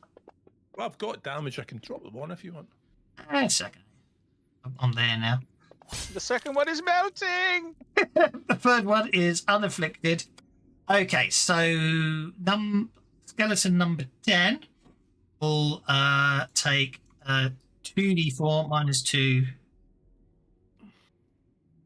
at the start of next turn. So I'm sure you guys will make sure to remind me when I don't notice it, because I know that's what players. Sorry. You're just trying to let the skeletons. You ignore it and they can not die. Cheating GM. It's more the fact that because I'm so busy doing 5 other things, I don't notice the obvious stuff. Moving on to wolf attacks, I think.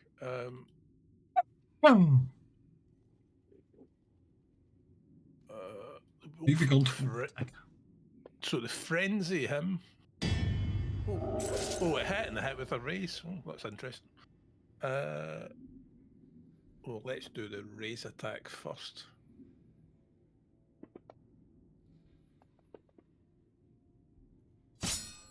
That's a wound.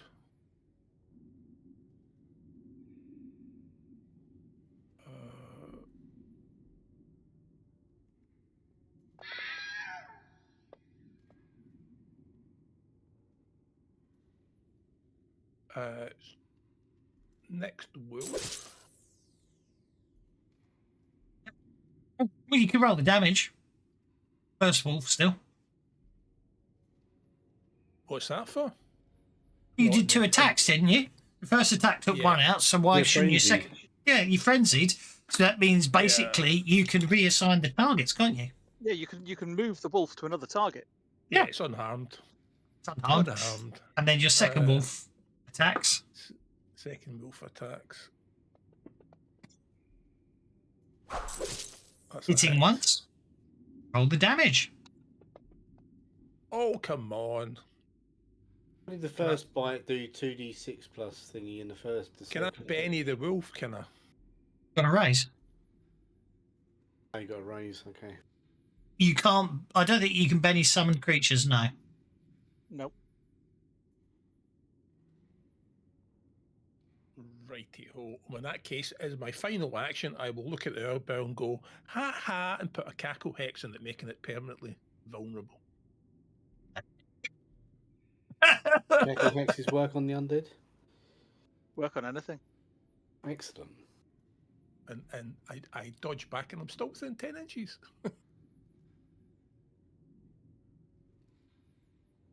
So yeah, we'll have a permanently vulnerable owlbear.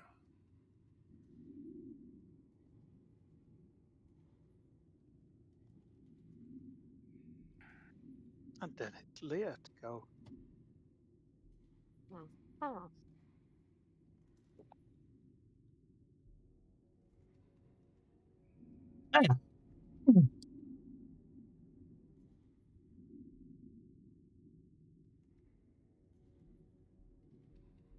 X on monsters. Player, I can't remember. You should do the pounce attack, Leah, because you can, can't you? You have to move to pounce. Do you? Ah. Yes. I was going to say that, but I managed to do it without moving my lips in a remarkably deep and husky voice. Got me well trained, that's what it is. I think I got that one. I think you did. See if I can get that one too.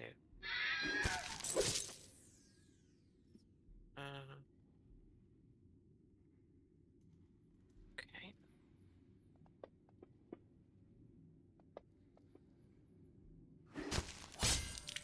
Yes. And then I will move to...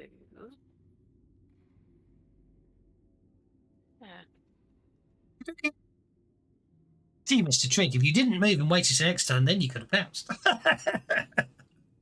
I will get used to that. But obviously, this way you're more likely to get attacked than, say, Sassafras, so I suppose that's your That's heroic partially why I scoping. did it. Yes. I can take it better than Sassafras and Vorka, I think. No, Vorka's pretty tough. Oh, yeah. I haven't managed to hurt Vorka. I keep hitting Vorka, but I haven't managed to hurt Vorka yet. Tough little ugly bastard, isn't he? Actually, Vorka's the toughest of the lot of you at the moment, isn't he? I know it's probably armor, but he is rather cute. Yeah. Yeah, see, Vorka's just used to dodging all these crazy wild swings that most people have at him, so... Yeah, poor thing. People just keep swinging over your head, that's the problem.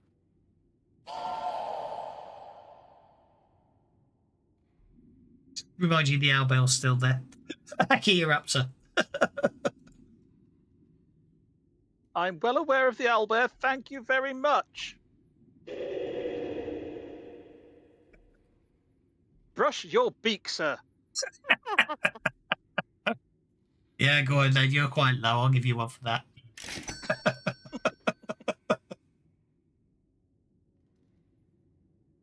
There's no one out there's being nice today. You want out? Because we haven't sent... Is there anyone out there? We haven't sent any text messages this week. Yeah, big jet. Out there. Aki moves. I know. Aki moves up to human skeleton number 10, apparently.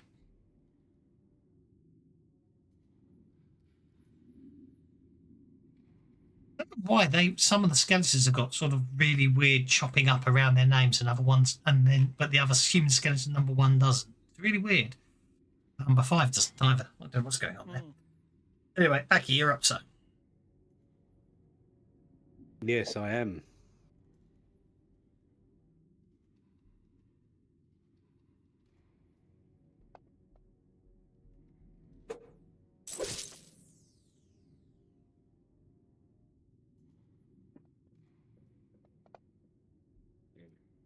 might go back to.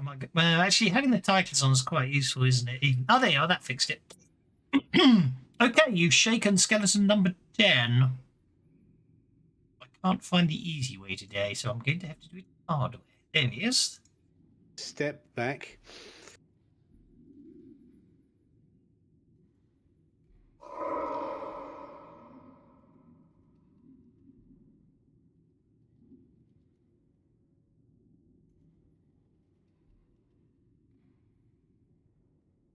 Thesis next. He is, yes.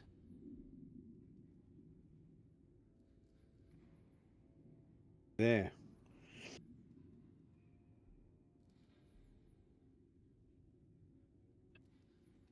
Move. There we go.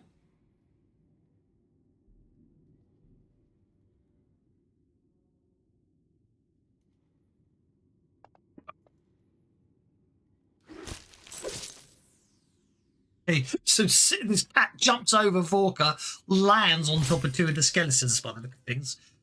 I think I saw a pounce attacking. Yeah, baby. Way to go, kitten.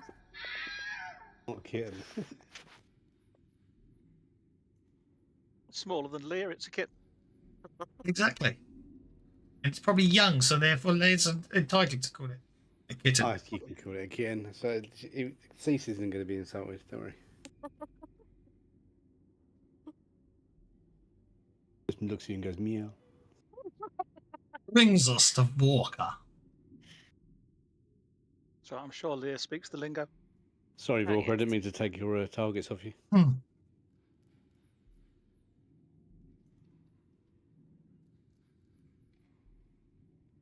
There. Have we lost Walker? No, what? Can't you hear me? No, Vorka. Oh. Sorry, I stepped away for just a moment. Yes, Vorka is going to attack. Who's that? Number 10. Yes. Maybe. Lots of stackage going on there. The Cease just bounded over you and just landed on two skeletons who just shattered under the impact. Take the targeting. Okay. You needed a 5. A 4 will miss. But the gang up bonus would turn that into a 5, so that's a hit. And it would actually be a 6, wouldn't it? So you're okay there. I think that's only going to shake, so let's roll that again. It's already shaken. Oh, it was already shaken. Okay. And then Vorka is going to dart to here. Okie dokie. You dart to there.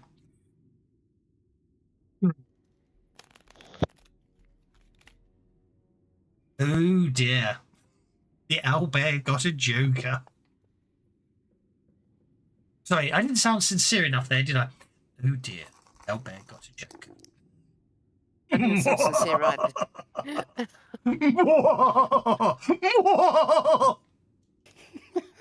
I'm trying to control my mouth, but my dog's on the chair next to me scratching. It's not. Thank you. I'm at the bottom of the combat tracker again. Well, why thank you.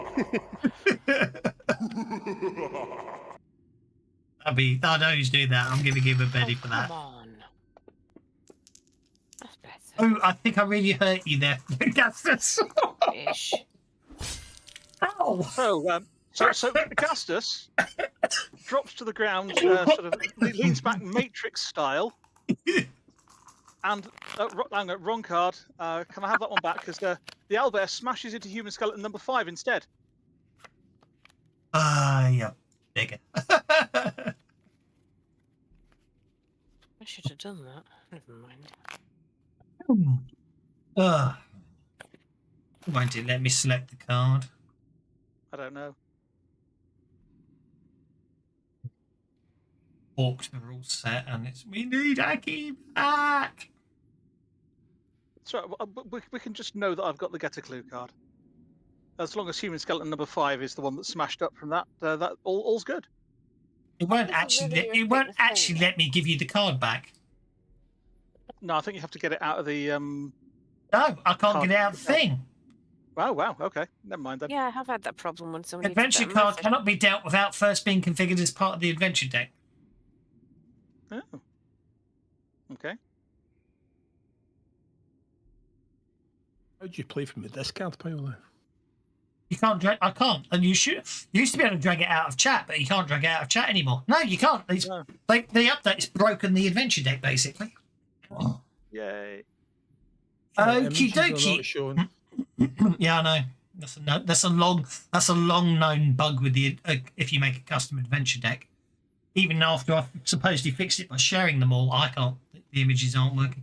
Anyway, better you than me. Playing hero, and there is another character within 10 inches. Maybe placed on 5 inches. Who are you playing it on? I'm playing it on human skeleton. Number 5 is going to take that hit instead of me.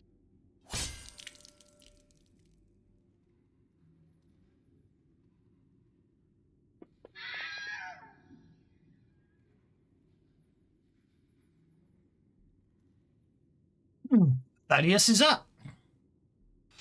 I think it's all calmed down now, isn't it? Make sure every bad guy's got the silence spell in.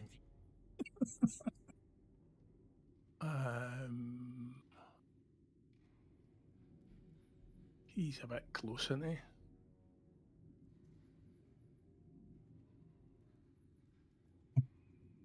Pace of 6. Yeah, I think what I'll do is I'll go to there.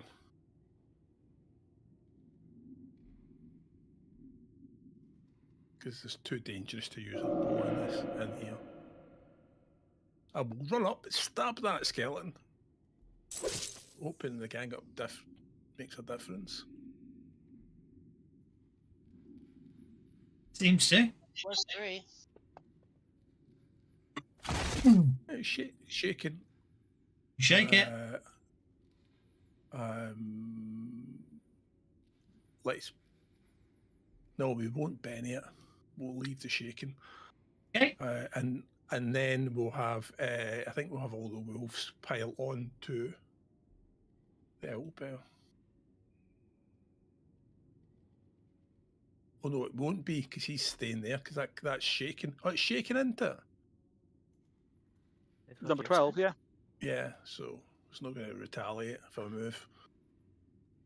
Shake, shake, shake your bony. Shake your. That You know sounds what? rude. Called meat swinging it. Oh, I'm going to. That sounds even ruder. Look at the effect. I just noticed that. Right. It's a miss. Yeah, I fucking hate Keckle. Okay, hang on. Oh, for crap's sake! For sake. Yeah. No, I just He was it just polite. winds me up that you can't lock the combat tracker. So if you're 1 pixel out of picking up a Benny and dropping it, it moves the whole combat tracker.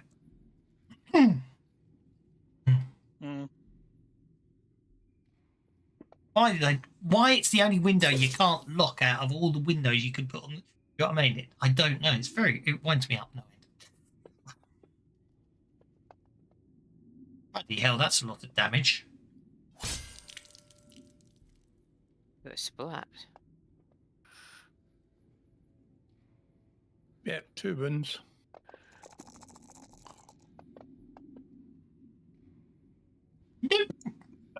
Nope.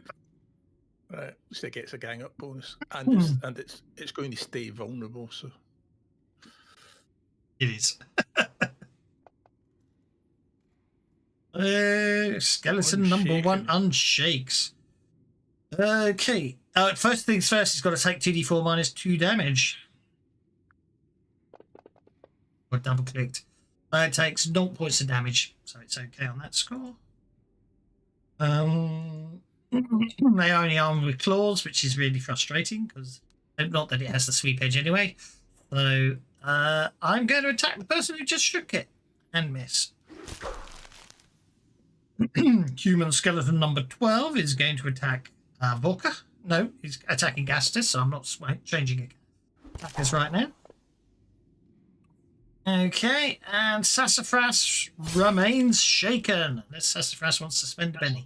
No, I'll spend the Benny to come on shake. And now, does it matter when it's mine and Majenko's turn which of us goes first? Okay, well, Majenko shrieks and he comes over and he purchases I know what you mean. whatever. he gets on her shoulder and he licks her cheek and he heals one wound. Okay. She turns around at the guy because it's human skeleton 1 that stabbed her. Yep.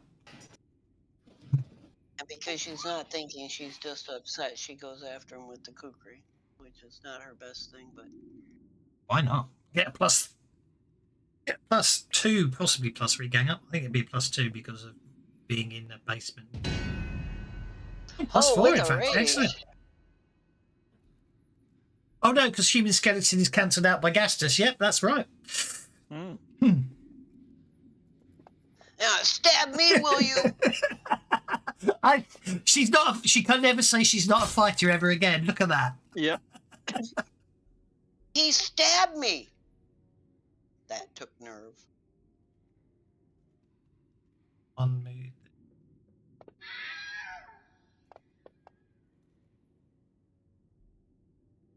Okay, that brings us to Leia.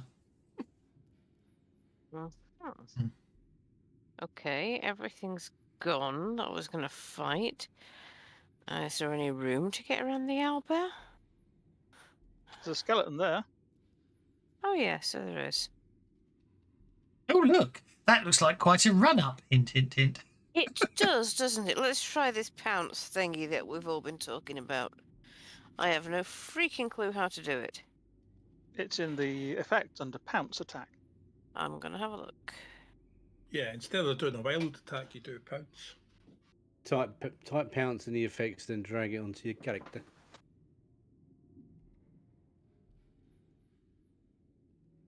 It's there, and then when this character makes a world attack, it adds an additional +2 to the damage roll. So I have to put it in as an effect, or it'll automatically do it because I have it. It's on there. I think the effect is on your pounce attack. I typed pounce and pressed tab, and it went in. So I'm intrigued to see what happens. Okay, let's find out then. Well, I've put wild attack in because I put wild attack on. No, because it should wild attack would stack with it. It tells you to wild attack. No, but the pounce attack has got the wild attack coded into it already. Oh.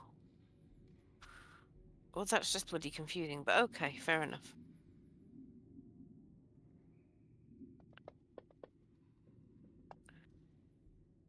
I'm sensing a dead skeleton.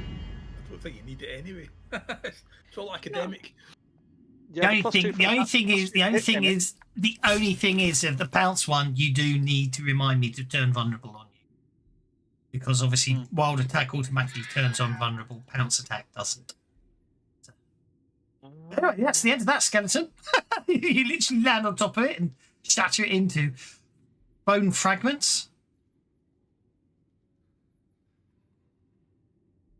I'm liking this character. She's working out very well. I think... No, I run out of movement. I'll do that then. There we go. Justice. Dogs. Bad owlbear. Sassafras is quite certain that if she hangs with you guys and practices a bit, she'll get better. But in the meantime... Well, I'm going to go snicker snack with both of my blades this time. Hit with a raise. Yes, indeed.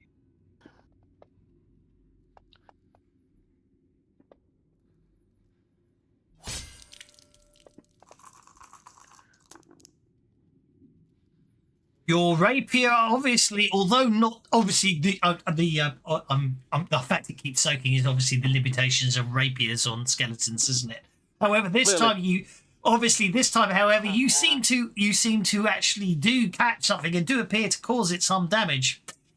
I've cut a ligament or something, and then my mangosh will go next, with it pinned to the wall again by my rapier. I shall slash away with my mangosh. I'm gonna try and go for the raise. Oh, that was two ones until they rolled. That was 2 1s until they rolled onto a 3 and a 4. Well, I've got the joke about it, so I might as well use it on his last penny. Why couldn't I roll that for your first attack? The owlbear is on 2 wounds. Brings us to Aki. That's it. See how you do without that ligament.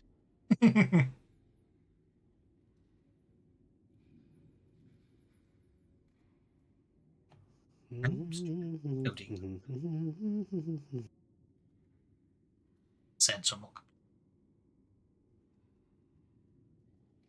Aki moves to there. How is this owlbear doing? He's looking at. He looks like that. He doesn't look too good. He's a bit peaky. He wasn't looking well when we came in the first place. Let's face it.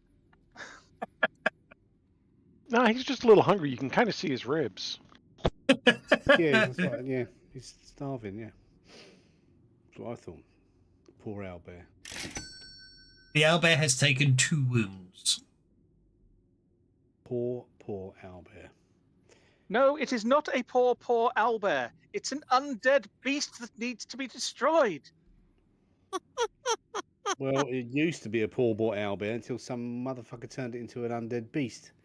Yeah? Yes, I fully appreciate that, but this one is undead and it's trying to kill me. So will you help me do something about it? Now, Gustus. Wait your turn. I'm on my way. This is not the time to discuss ecology and conservation. I will also point out this is the longest 6 seconds in history, but I'm not really complaining. No, it's not the longest 6 seconds in history. I will never complain about role playing. Right, yeah, okay. You guys being in character is so much fun. I will never complain about it in the middle of a combat round, even if it does take longer than 6 seconds. I mean, stop taking cheap shots. Have you been hurt by this thing yet? You haven't even been hurt by the thing yet, have you? So I'm not going to cast protection on you. It would have taken my head off if I'd not ducked. Yeah, stop taking cheap shots at the helper. I know it's a hoot, but you know. I've already given you biddies all round, so for the joke. So I'm afraid it's very good, but cheap.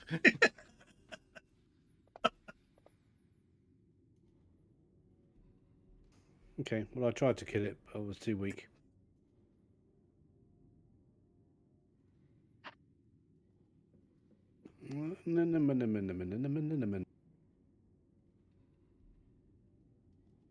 Fortunately, ironically, the biggest problem Gastus has technically got is, don't get it.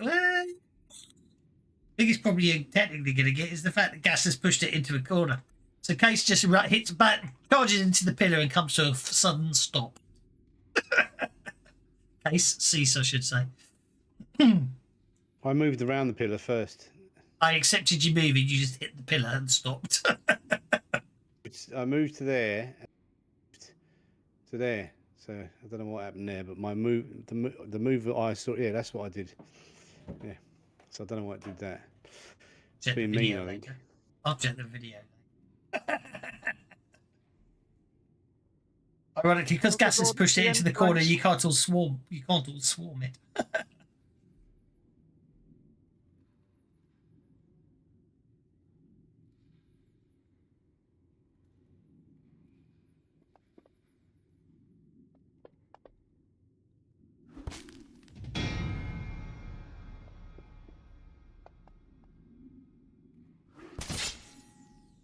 Unfortunately, it's vulnerable and it's got a +4 gap.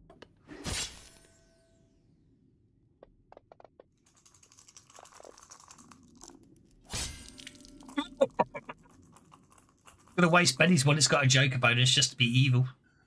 Oh well, you know, Cease can waste Benny's and all if he wants to.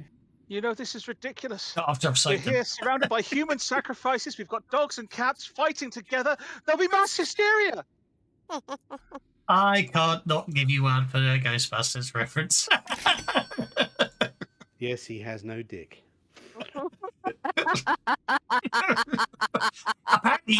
apparently he's back, isn't he? In the new Ghostbusters. What, that character? Yeah, Walter Peck's back apparently in Ghostbusters. Wow. Frozen Empire or whatever it's called. Oh, that looks good. The trailer for that looks really good. Anyway, Vorka, you're up, sir. Vorka turns to Sassafras. I really want to heal you, but I also really don't want you to get mad at me. Oh, that's okay. Machenko licked my cheek. I'm fine now. It's a sweet little baby. In which case, Vorka is going to... I don't think I've got anything that I can... Oh, I've got a knife. I'm going to throw my knife at that owlbear.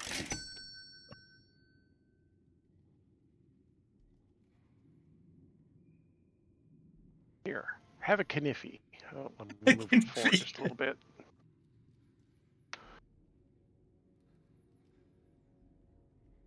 I will point out it would be dramatically appropriate to skewer Agastus with it, but you're fine. Well, that's why I'm going to Benny it, because I don't want to be just fine. Come on, where's that crit? Okay,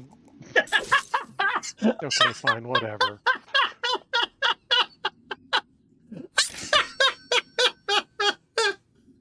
That made me smile. Here's that crit. Ganged up on. We are surrounded. True. Well, yeah, you shake the owlbear. Oh, and Leia gets a joker. Excellent. Benny's all round. I am going to go on hold to Gastus's action because I want to act. Well, not go on hold. I'm going to act on his action because I want to do a move that I'll need his cooperation for. Brings us to Vorka.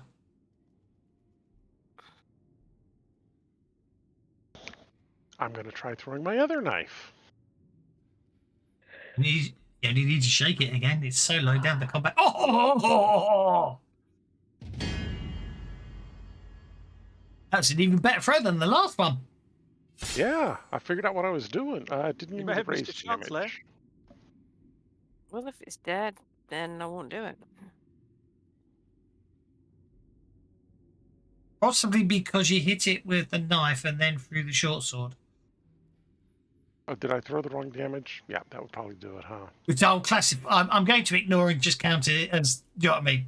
So that's a wound upon the Albert on 3 wounds. Better tell me what you want to do, because otherwise I'm just going to stab it.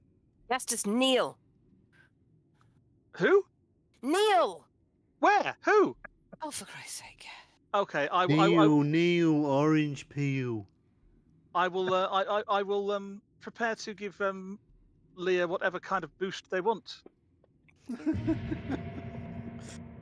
Giving a +2 support bonus. Yep. I am going to take a run up, put 1 foot onto Gastus's knee, somersault, come down on top of the owlbear in a wild attack with all claws flailing. I've already got, well, I'm going to use... You don't want all claws failing. That would be bad. I am doing the pounce. Has it gone on? No. But I don't think... You've applied it to me for some reason. I haven't got you targeted. Why did it apply it to you? Because that's why. It's my fault because I hadn't moved the combat. There we go. I'm rolling on the injury table. What?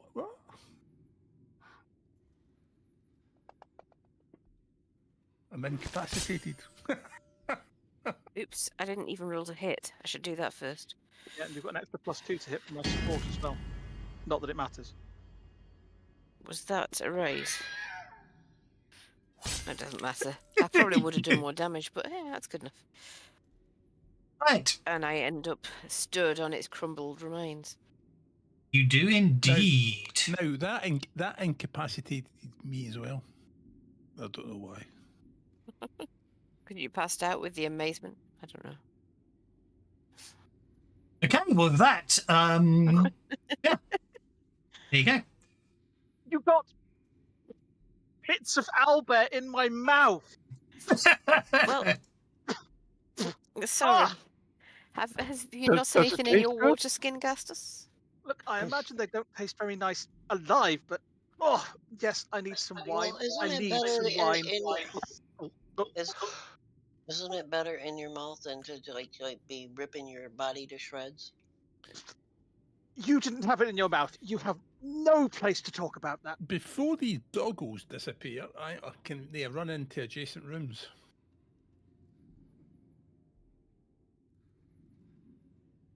How did Thaddeus get incapped? We don't know.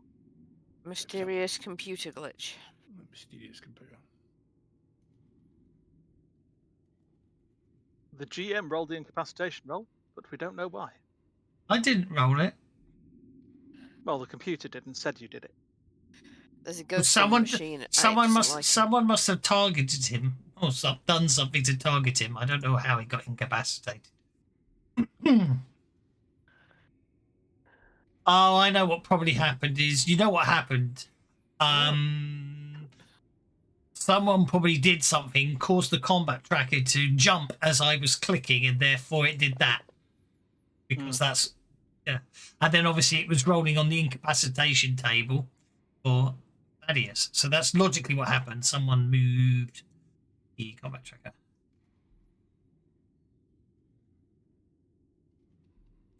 Well, I'm gonna have a swig of mead and clear the owlbear out of my mouth.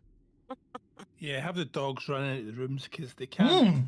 The dogs are expendable. You know what I mean? They're only going to disappear. They're going off to find somewhere to bury the bones, aren't they? Yeah. I mean, if they find something, they'll start yapping and come back.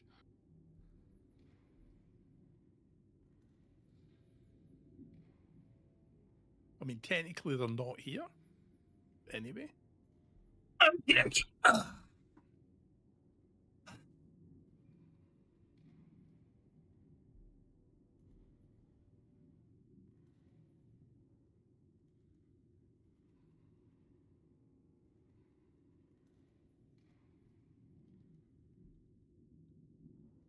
Right.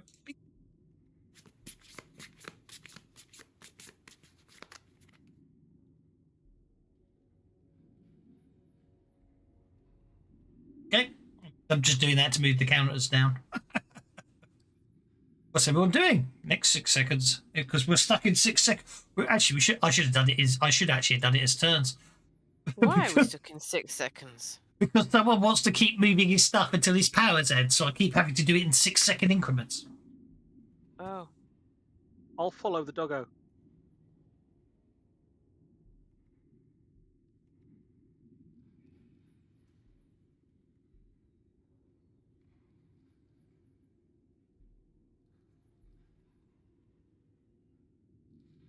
I mean, not that the doggos are going to tell you anything. You know what I mean? You have to follow them.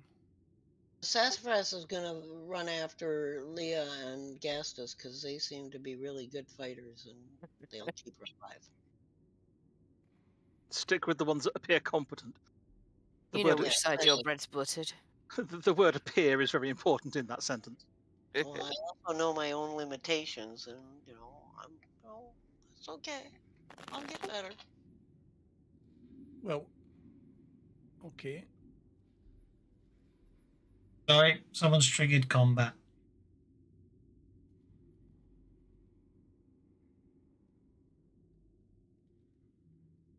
Oh no, please tell me I didn't bug up the Sturges. But see, the thing is, the doggo running into the room, right? If it triggers combat, so what? Because there's a narrow little passageway that they've all got to file up. One at a time. Bloody hell, Sturges! Don't let them bite you, they'll suck your blood. They're like bloody little flying vampires. Horrible things.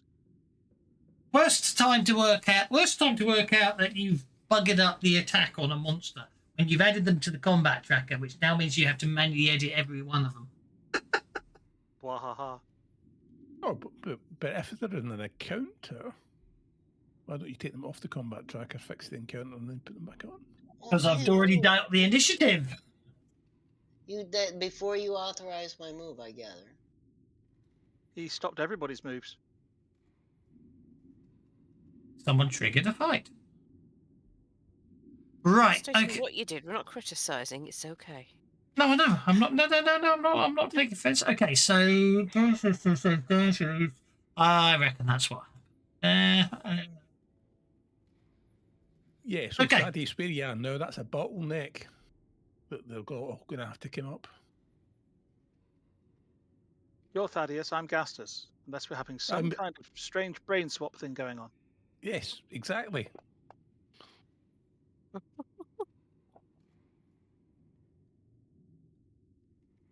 Okay, so a sturge lands on the wolf's back and starts drinking its blood.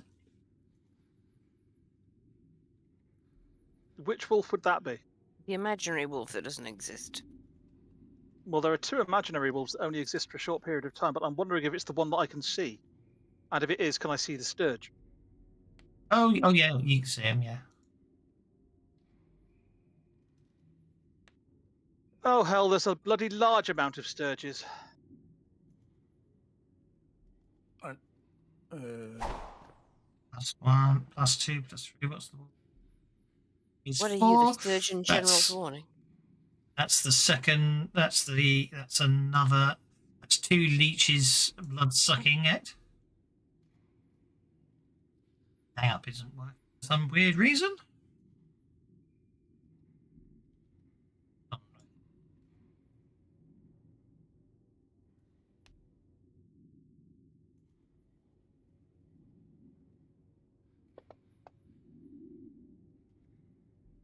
That's interesting. It's treating that attack as a skill roll, not a combat roll. Isn't that weird? Oh, I bet I know why as well. Because it doesn't do damage? Yeah, probably. Yeah, bingo. There you go. Anyway, that the wolf's incapacitated. I thought it was resilient because I take it got hit. Oh yeah, good. No, it's incapacitated. Took 2 wounds. It's taken 3 points of fatigue. It's incapacitated. Oh. Right. Fatigue works differently. Fatigue doesn't count. Fatigue doesn't cause wounds. You remember how fatigue works? You take 1 point of fatigue, you're fatigued. You take 2 points of fatigue, you're fatigued. Take your 3rd point of fatigue, you are incapacitated. Yeah. Fatigued, exhausted, incapacitated. Mm-hmm. Yep. Quite nasty like that. Ooh, they're nice. Right, pace 8.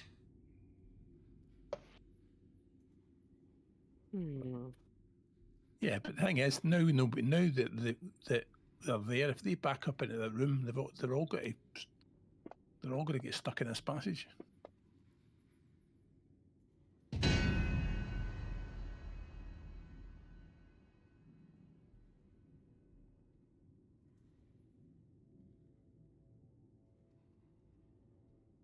Okay, the sturge lands on you, Gastus, and starts sucking your blood.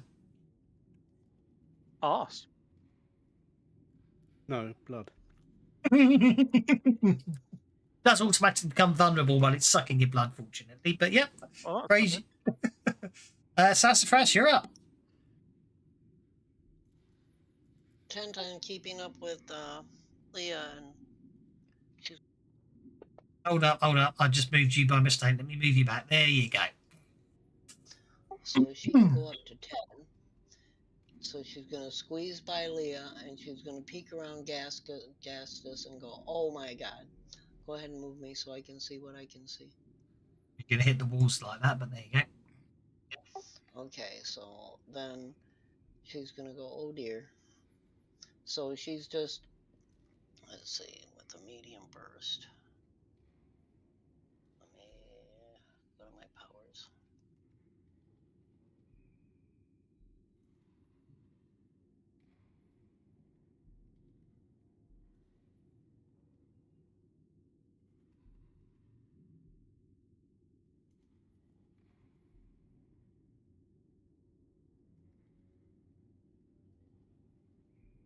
Okay, so a large burst I pays cost an extra power point, so I'm gonna go with the large burst.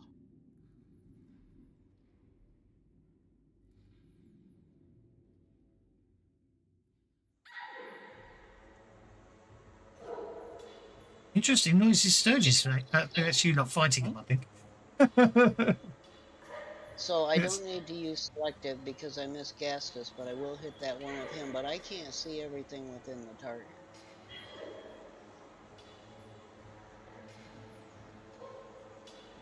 Oh, I can hear him So buzzing. okay, so okay, you got everything targeted.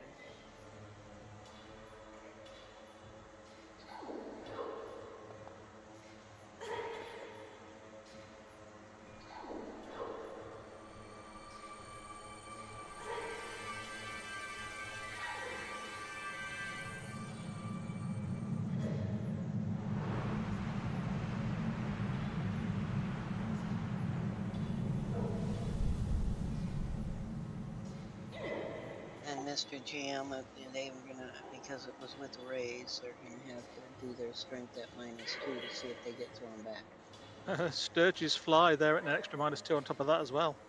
Ooh, nice.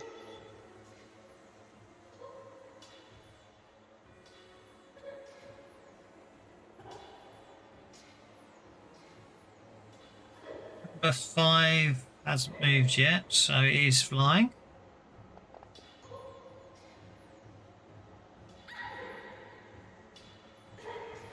Are you 2d6?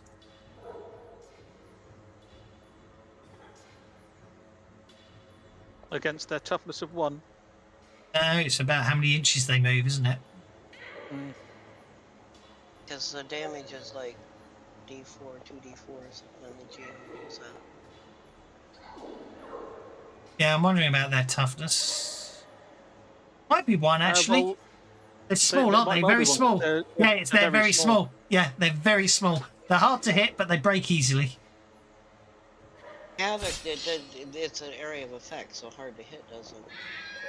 I know. It's the best way to deal with them, in fact.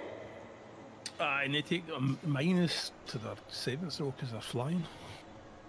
Indeed, except for the one that's currently drinking someone's...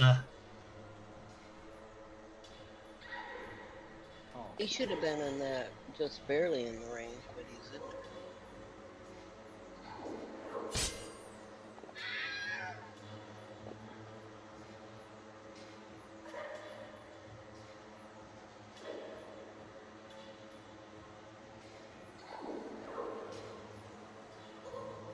At -6, so I'm not worried too much unless I try me about the modifiers. I can do it in my head.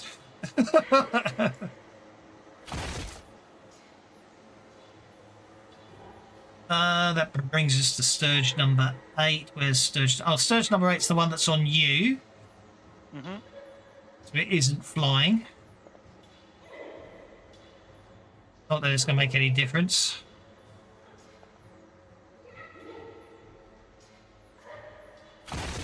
So it gets you basically, the proboscis is ripped out of you. Oh!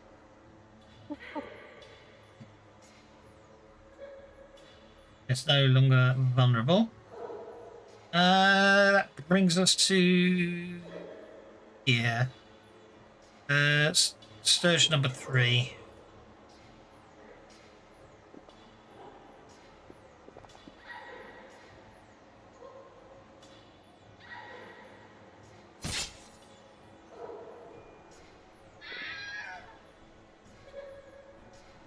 Brings us to Sturge number 4.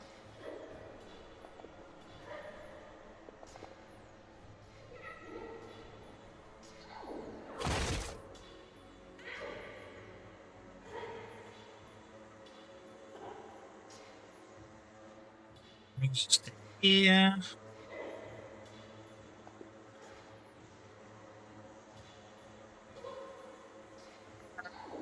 That way.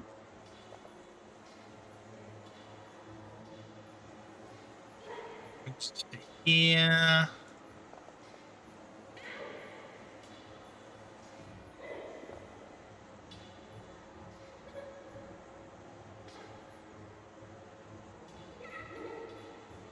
We go. This is everything. Clear targets. Get rid of the burst template. All good. Then it'll be Machenko's turn, and he's going to come flying in to try to protect Sassafras. And when he gets there, he's near that scourge, so he's going to attack and surge.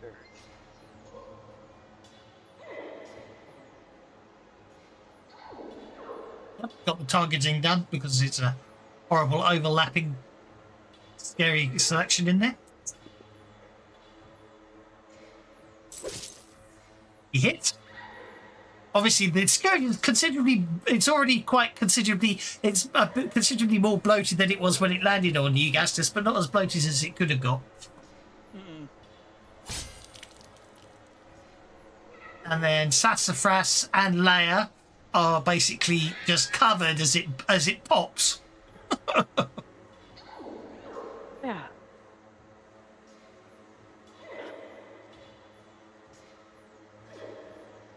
That brings us to Vorka, who basically, you're standing on the steps looking down into this. That's obviously a bone store. There's piles of bones in there.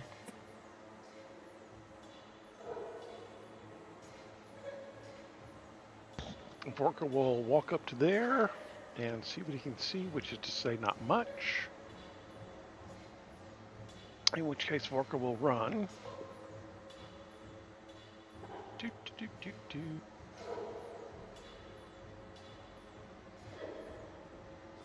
In here kind of behind everybody. Yep, sure.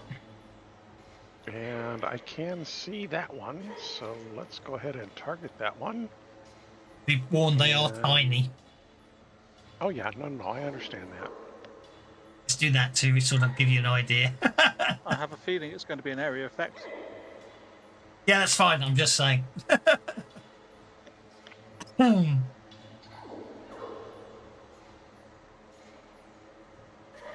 like the groaning. I'm a bit annoyed about all the yelps.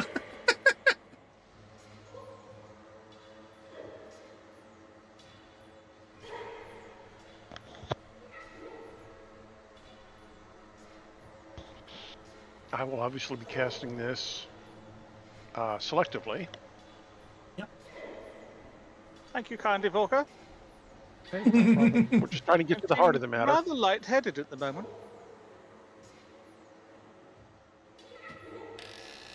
And, Oh, I missed it. That was. I should. I forgot to use that for opening the trapdoor earlier, because there's something down there. We were fools and we dared. Indeed.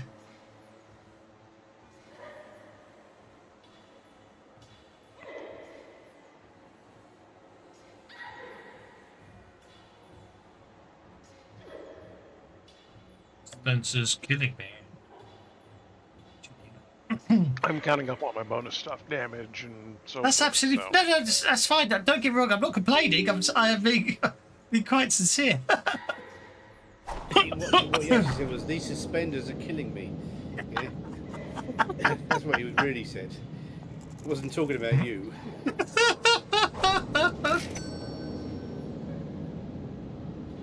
A for a successful casting. Roll the damage. I don't know who else is in there, so I'm just going to huck damage, and you can decide what happened to him. Oh yeah, it's fine. Just roll the damage. It'll be fine. And roll a second time. And roll a second time. Oops, no, don't do that. Stop.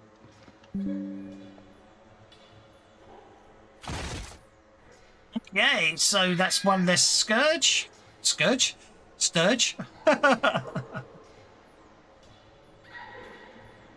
And I'll apply the shaken.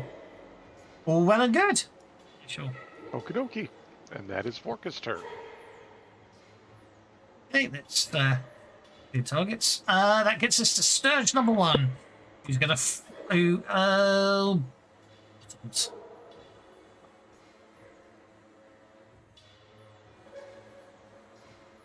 you killed the one that I was using. You killed the one I was using as the Oops. you know, for the attack dragging.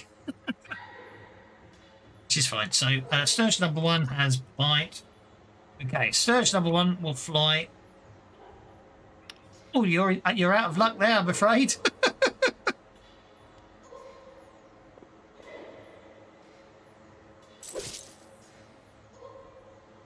Let's make sure I'm not being cruel and unfair here. Anyone hit takes a level of fatigue. Yep, I'm afraid you. Okay, this one latches on. I'm feeling very, very woozy. Oh dear. Gone up his arse and all.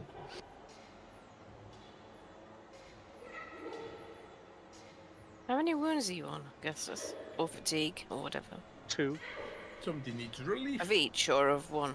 No wounds, just fatigue. Okay. Sucking his blood. Like I said, whatever you do, don't let them suck your...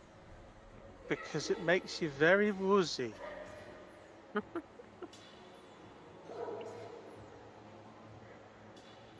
Remains shaken. Okay, that brings us to here. Okay. Oh, that'd be fun. That would be really cruel and evil, and I'm going to do it.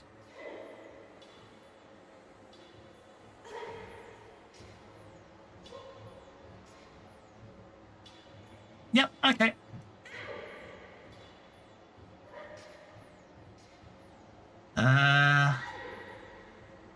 Okay, so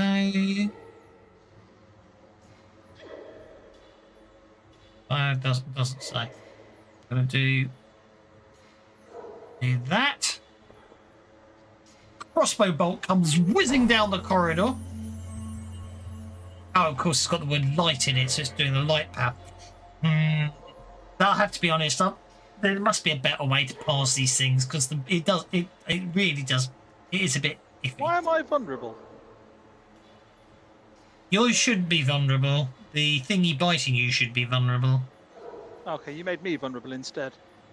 It's fine.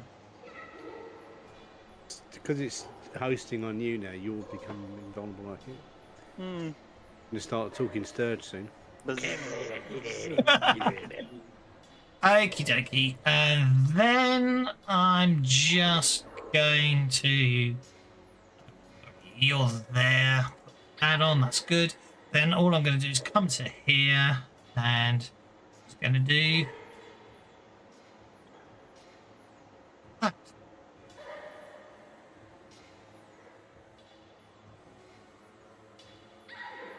That work? No, I don't think it did. Try it a different way then. It did work if you're casting darkness. And are you unable to see anything anymore? Except for one thing, I'm completely immune to darkness spells. Which is fine.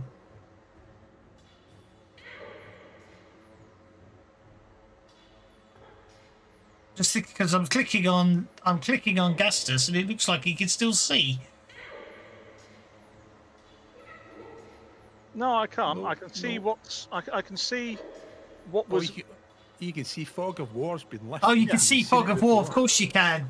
Yes. Okay, that's fine. So that's fine. That's all good. As Leia hasn't been darkness yet because she's in the area of effect. Jenko gets darkness as well. Should be everyone.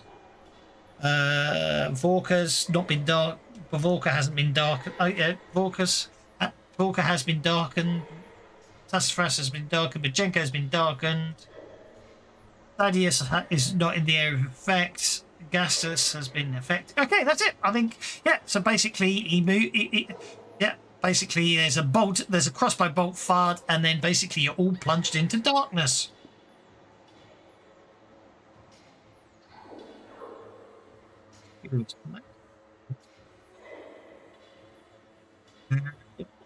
They have dark vision, but this is magical darkness, so they can't see through it. If he's got a raise in it right, it's pitch black. Night, so it's always just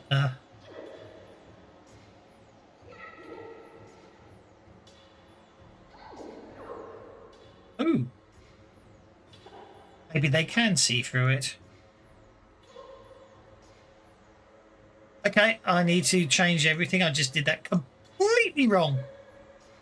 Another mistake on my part. Yeah, darkness is an illumination penalty, so Thaddeus doesn't. He completely ignores it. If it's And I total think darkness. And I think they do. So dwarves can get, if it's pitch black, dwarves get blinded. I did that wrong. He doesn't have the ranged version. Puts it on himself. And then runs. And then runs, so then you can't see him technically. Hmm.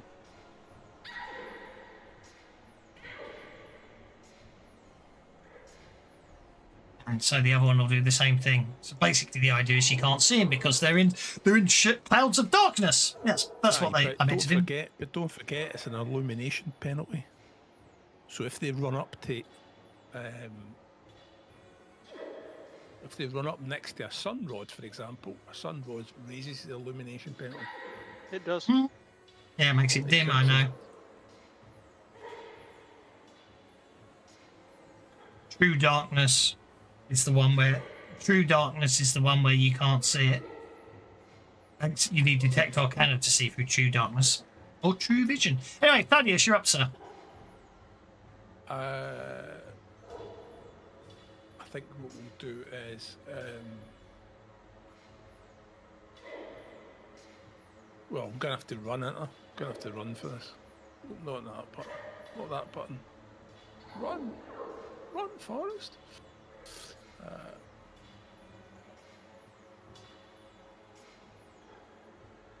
Can I get through there? Oh, can you? I don't think I can I? It's a bit crowded.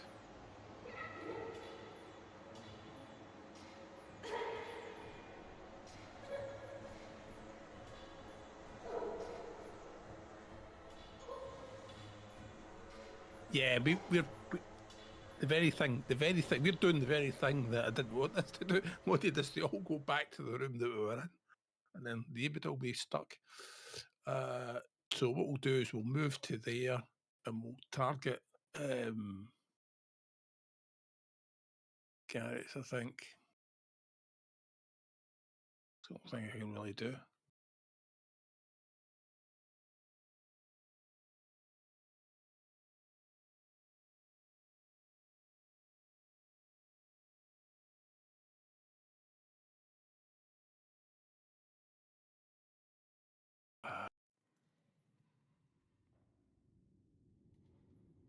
That would be cries of pain. Right.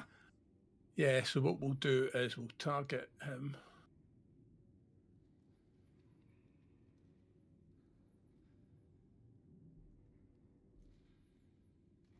And cast boost trait. On Gastus? Aye, boost trait on gases. In fact, do you know what? How much does it cost to do everybody?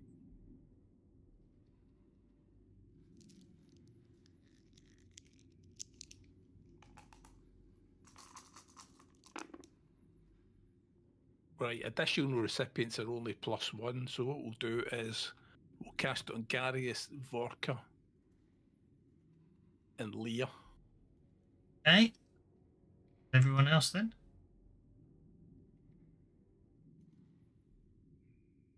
There you go. It's just easier to target everyone and then remove the wrong ones when you're all that overlap.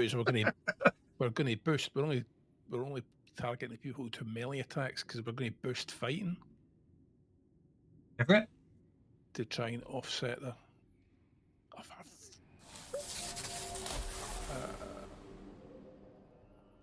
Come on. I'm not having a good day, am I? Come on. Because you ran, mate. It's because I ran, didn't I? Well, yeah, you're out. You're like... yeah, I'll get it. Oh, it's successful. Right, successful boost. It's a boost trait. Give them all fighting 1D. Go for it. I'm +1 parry. And +1 parry, I'll do it then.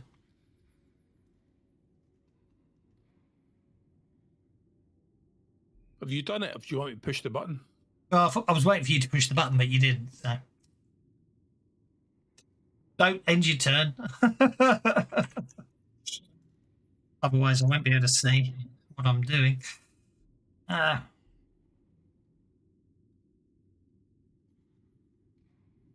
work. Like it. Right.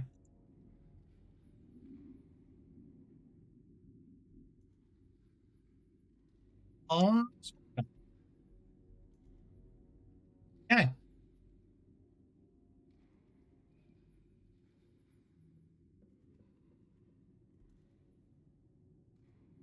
Oh, that was that was a mistake.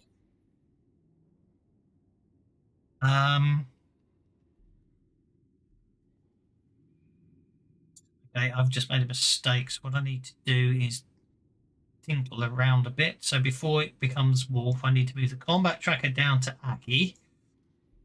Then need to make Aki target Walker. I can do I need to go to powers.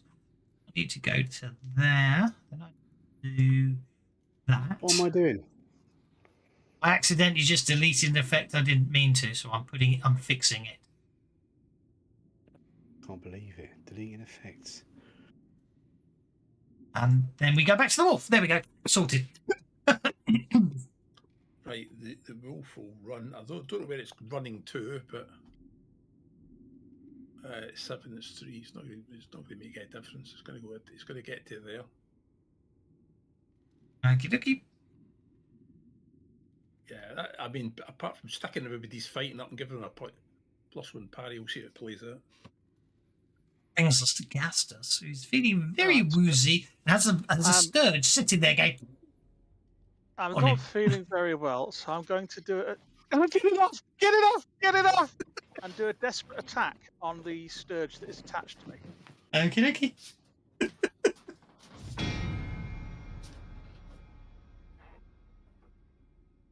Alexa, kitchen light on.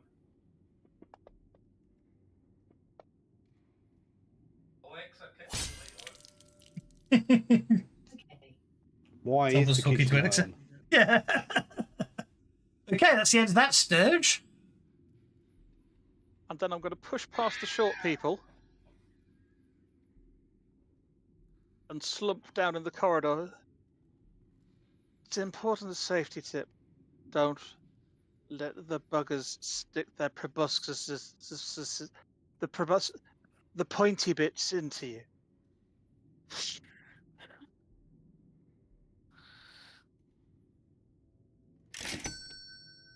Brings us to That's Leia. not what my daddy said.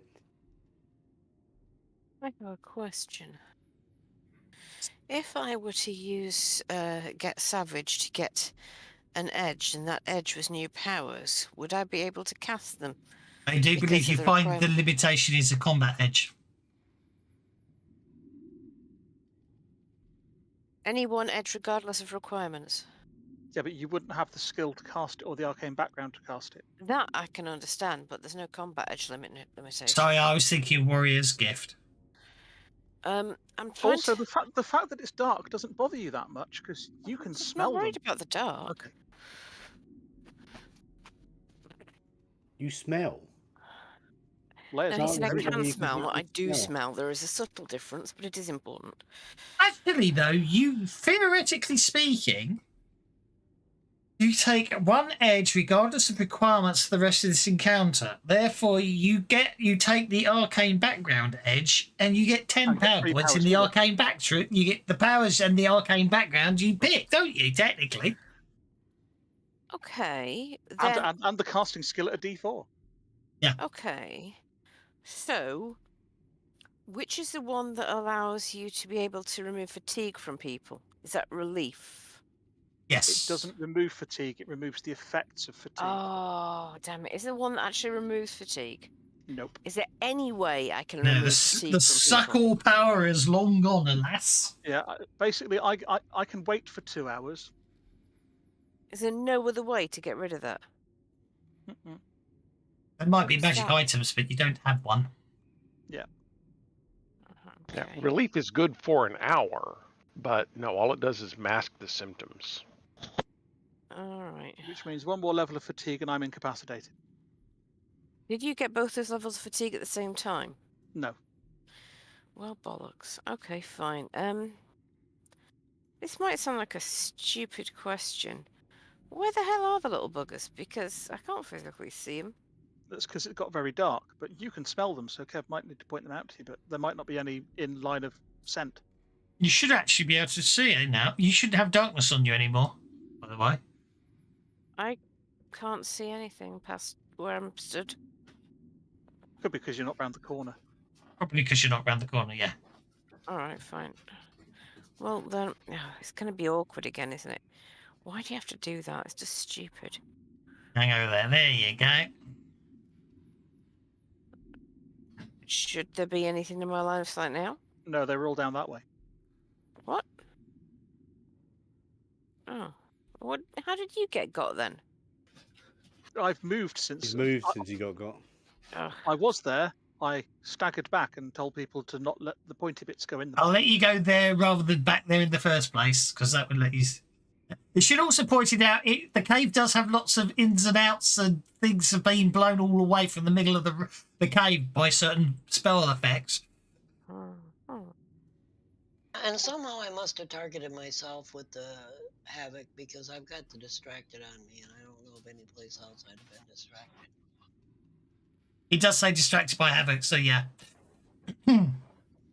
Okay, should I now be able to see any as far as you're concerned? As far as I'm concerned, no, because someone blew them all into the corners of the room. All right, well, I guess that's the end of my action then. Possibly saying what pointy things?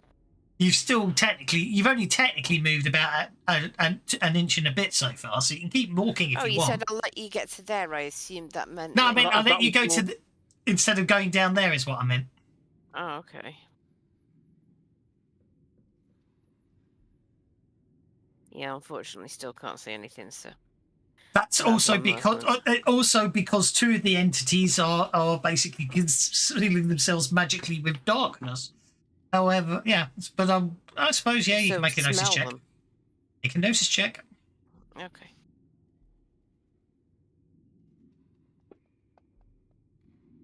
Sniff, sniff. Nothing over there. You can't see it. Okay. Well, actually, all you can see is like a sphere of darkness. Actually, it's a very large sphere of darkness. Thinking about it, it's a large burst template, isn't it? It's technically all of that's meant to be dark. I really should put, but obviously the moving. Yes, where's the darkness? I need to work that out. So darkness should be more like that, shouldn't it? You can put darkness on a token. I know, I have. It doesn't seem to be emanating from them. It doesn't seem to be emanating from them and blocking your line of sight. Do you know what I mean? I can see. Because if I go and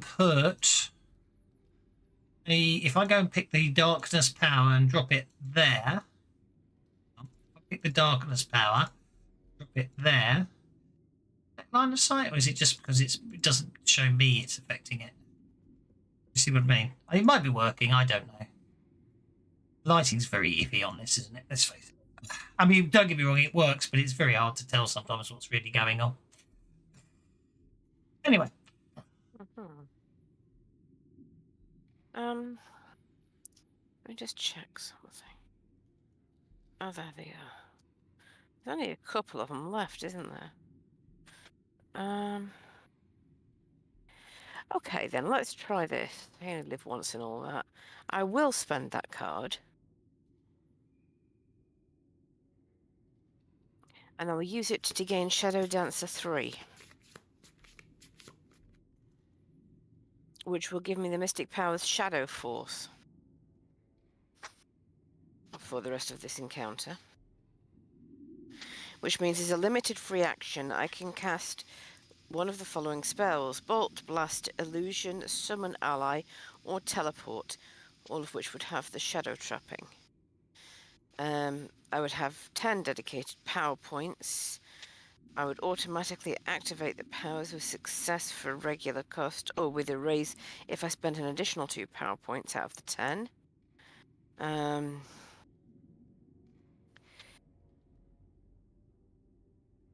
But also because,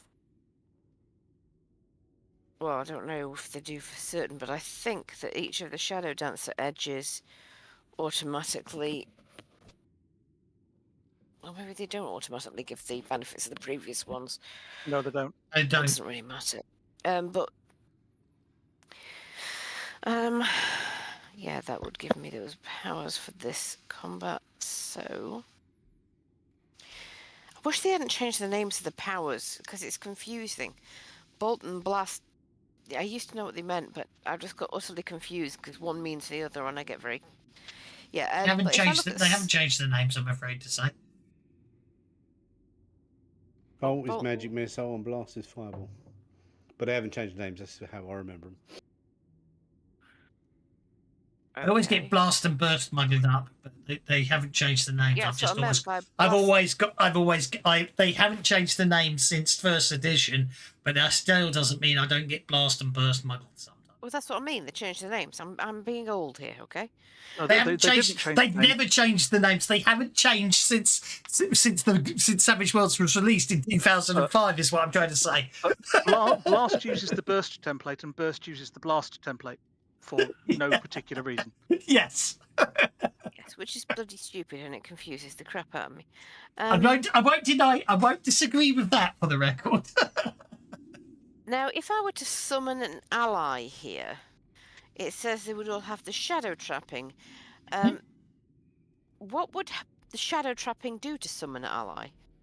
Burst should be called ejaculate, shouldn't it? Ew. When you understand what was coming out your hands. Ew. I just want to go away now. I'm just going to turn Fantasy Grounds off and go away and have another shower. Yeah, you couldn't feel clean after that comment, could you? What ally could I summon with a shadow trapping? Summon ally summons specific NPCs, doesn't it? You've got your sentinel. Just the trapping is it will be an animated shadow. It would just be a shadow, won't so it? it would be It the would be shadow of... It would be insubstantial. It would be intangible. They wouldn't be able to cause physical damage. I would. Well, that would They'd be be shadows. Pointless.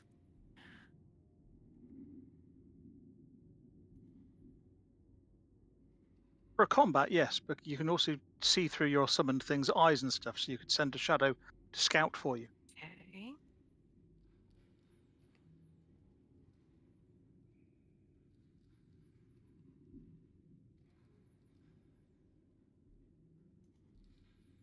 Fine then. I will use either bolt or blast, whichever one seems the most sensible, and target it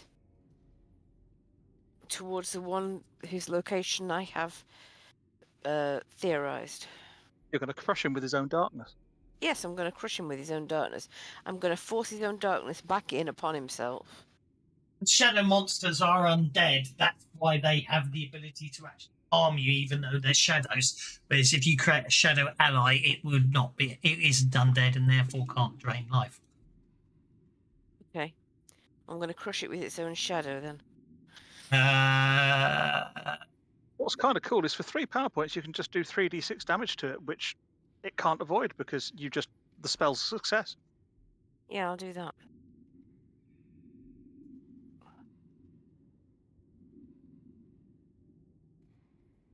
Is your power points? I was going to just mentally keep track, but thank you. Yeah, well, no, I've just seen the time. So at the end of this round, you're keeping it till, you know what I mean, mid thingy. And also that way you can spend bennies to recharge your power points, of course. So you are you're innately casting Blast, did you say? Yes. Okay. If you can... Well, can I target it? There you go. Which one is it? You've targeted it for me. Yep, just roll the damage.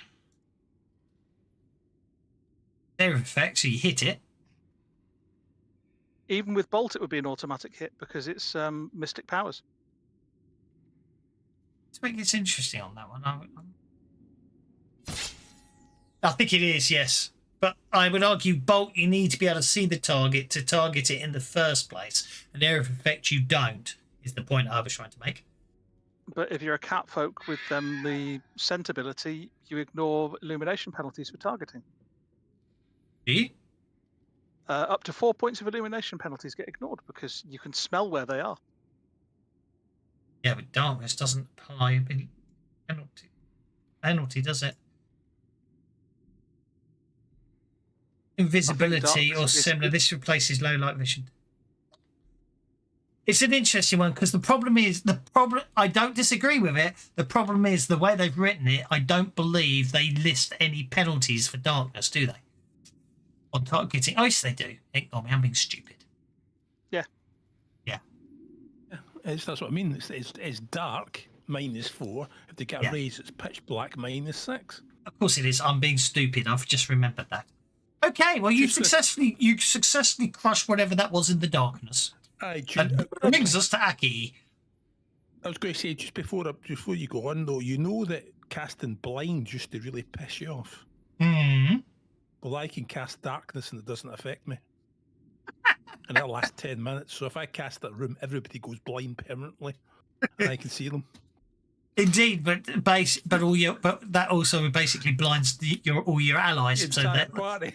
Yeah, so they may sort of violently express their views to you when they can see it again. Yeah, I know, but that's Indeed, I'll give you lots of bennies if you do so. Well, it depends because I'm vengeful, right? And if I need defeat, Aki. If I'm, yeah. Well, yeah. I'm just trying to think what to do.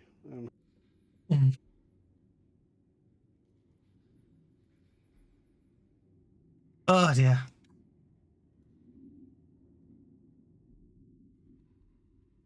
How many of these things are left, or do we not know? Don't know. Because it's dark. Someone cast darkness. No, that doesn't help, does it? Area attack. The room's not that big. Darkness and would glow counter effect darkness.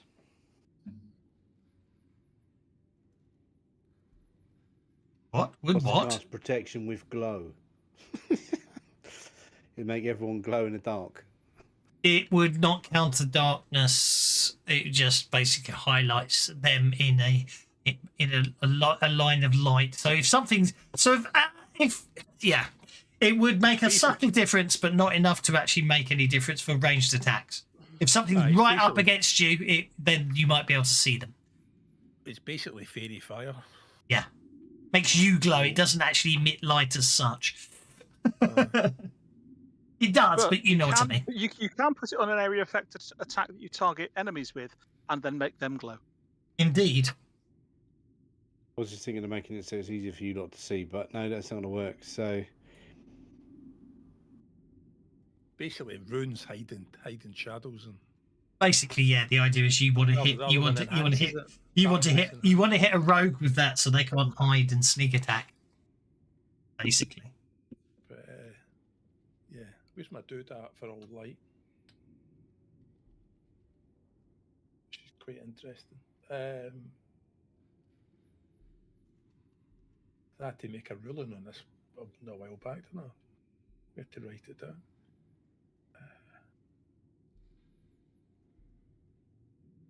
Like he's targeting people. Orca. He's no longer targeted. Thaddeus, Majenko, and Sassafras are being targeted.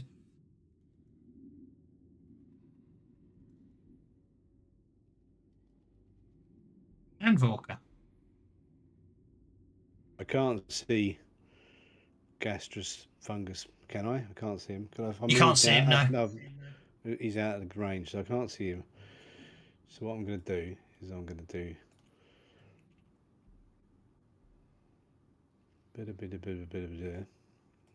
so it's going to be protection. And how many people am I targeting? One. You've targeted 4 people. Targeted yourself? Well. So that's be 4. Be casting it upon yourself and 4 additionals. Target you for you. There you go. Oh, and you're putting it on cease as well. Okay, that's one person and 1, 2, 3, 4, 5 6. additional targets. I think protection's 2 power points now. They've changed it, haven't they? Protection right. says 1 on the thing. And they've changed the spell, haven't they? So it costs them an extra power point. Don't worry, we're not using that rule. They haven't updated it for Savage When Worlds. updated it, so no. It's only in Sway they've changed one spell, and I think it's protection, but I can't remember. Okay, so it's 6 power points. Off you go. It's extra power points, isn't it? Yeah. 1, 2, 3, 4, 5, 6. So 7 points plus pace plus 2. So that's 8 points. Sorry, I should say. There we go. Nicely done. Everyone's tougher. Everyone's tougher and everyone's faster. I shall read that. And that brings us to Thieves.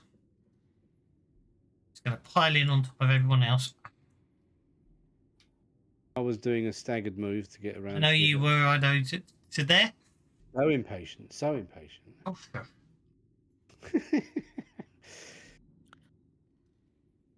Okay, you finished? See anything? From here? No, if you can't see anything, you can't see anything, I'm afraid. Like I say, someone blew me into all the nooks and crannies of the room. Okie dokie. Yeah.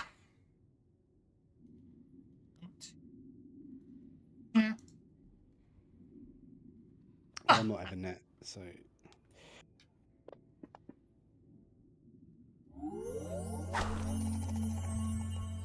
Spend a penny on that and try again, I think.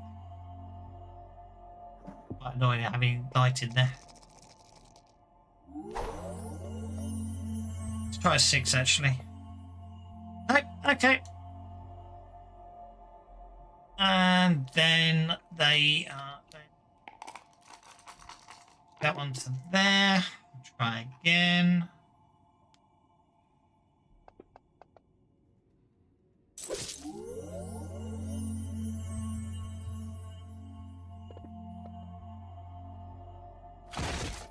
Crossbow bolt hits you, Gastus. Oh! It came from down this tunnel there.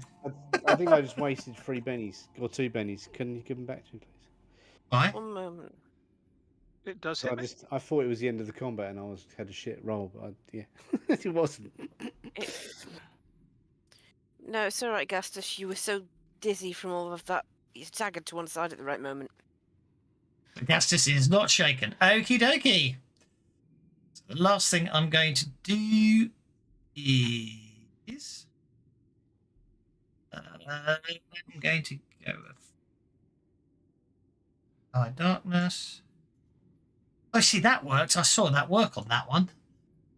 That one affects power darkness. I can see it working now. And that one affects power darkness. And that's where we'll leave it, as a crossbow bolt hurtles into Gastus and nearly hits him.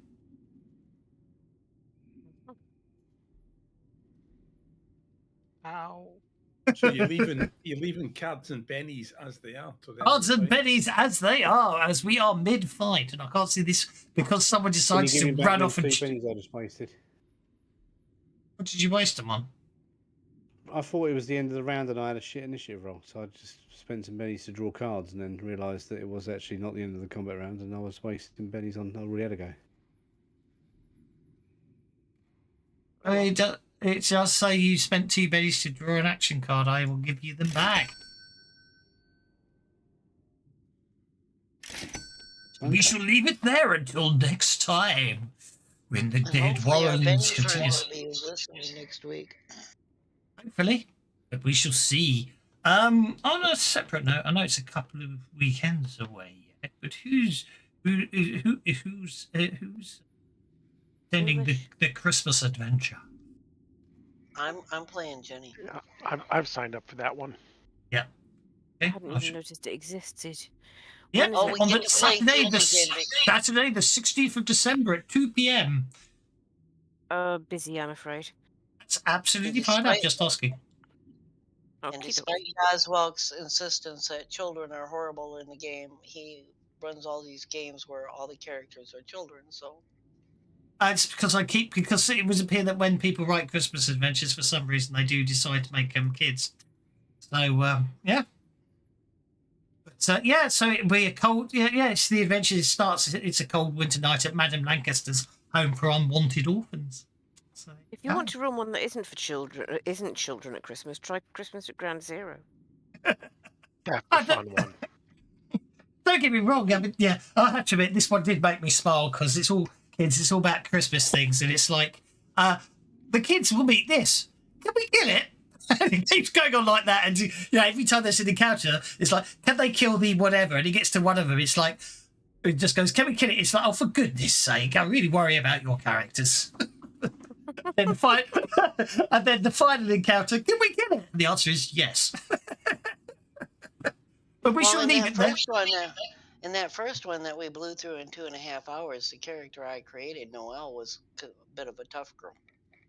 So when something came after her, she just grabbed a poker and stabbed it.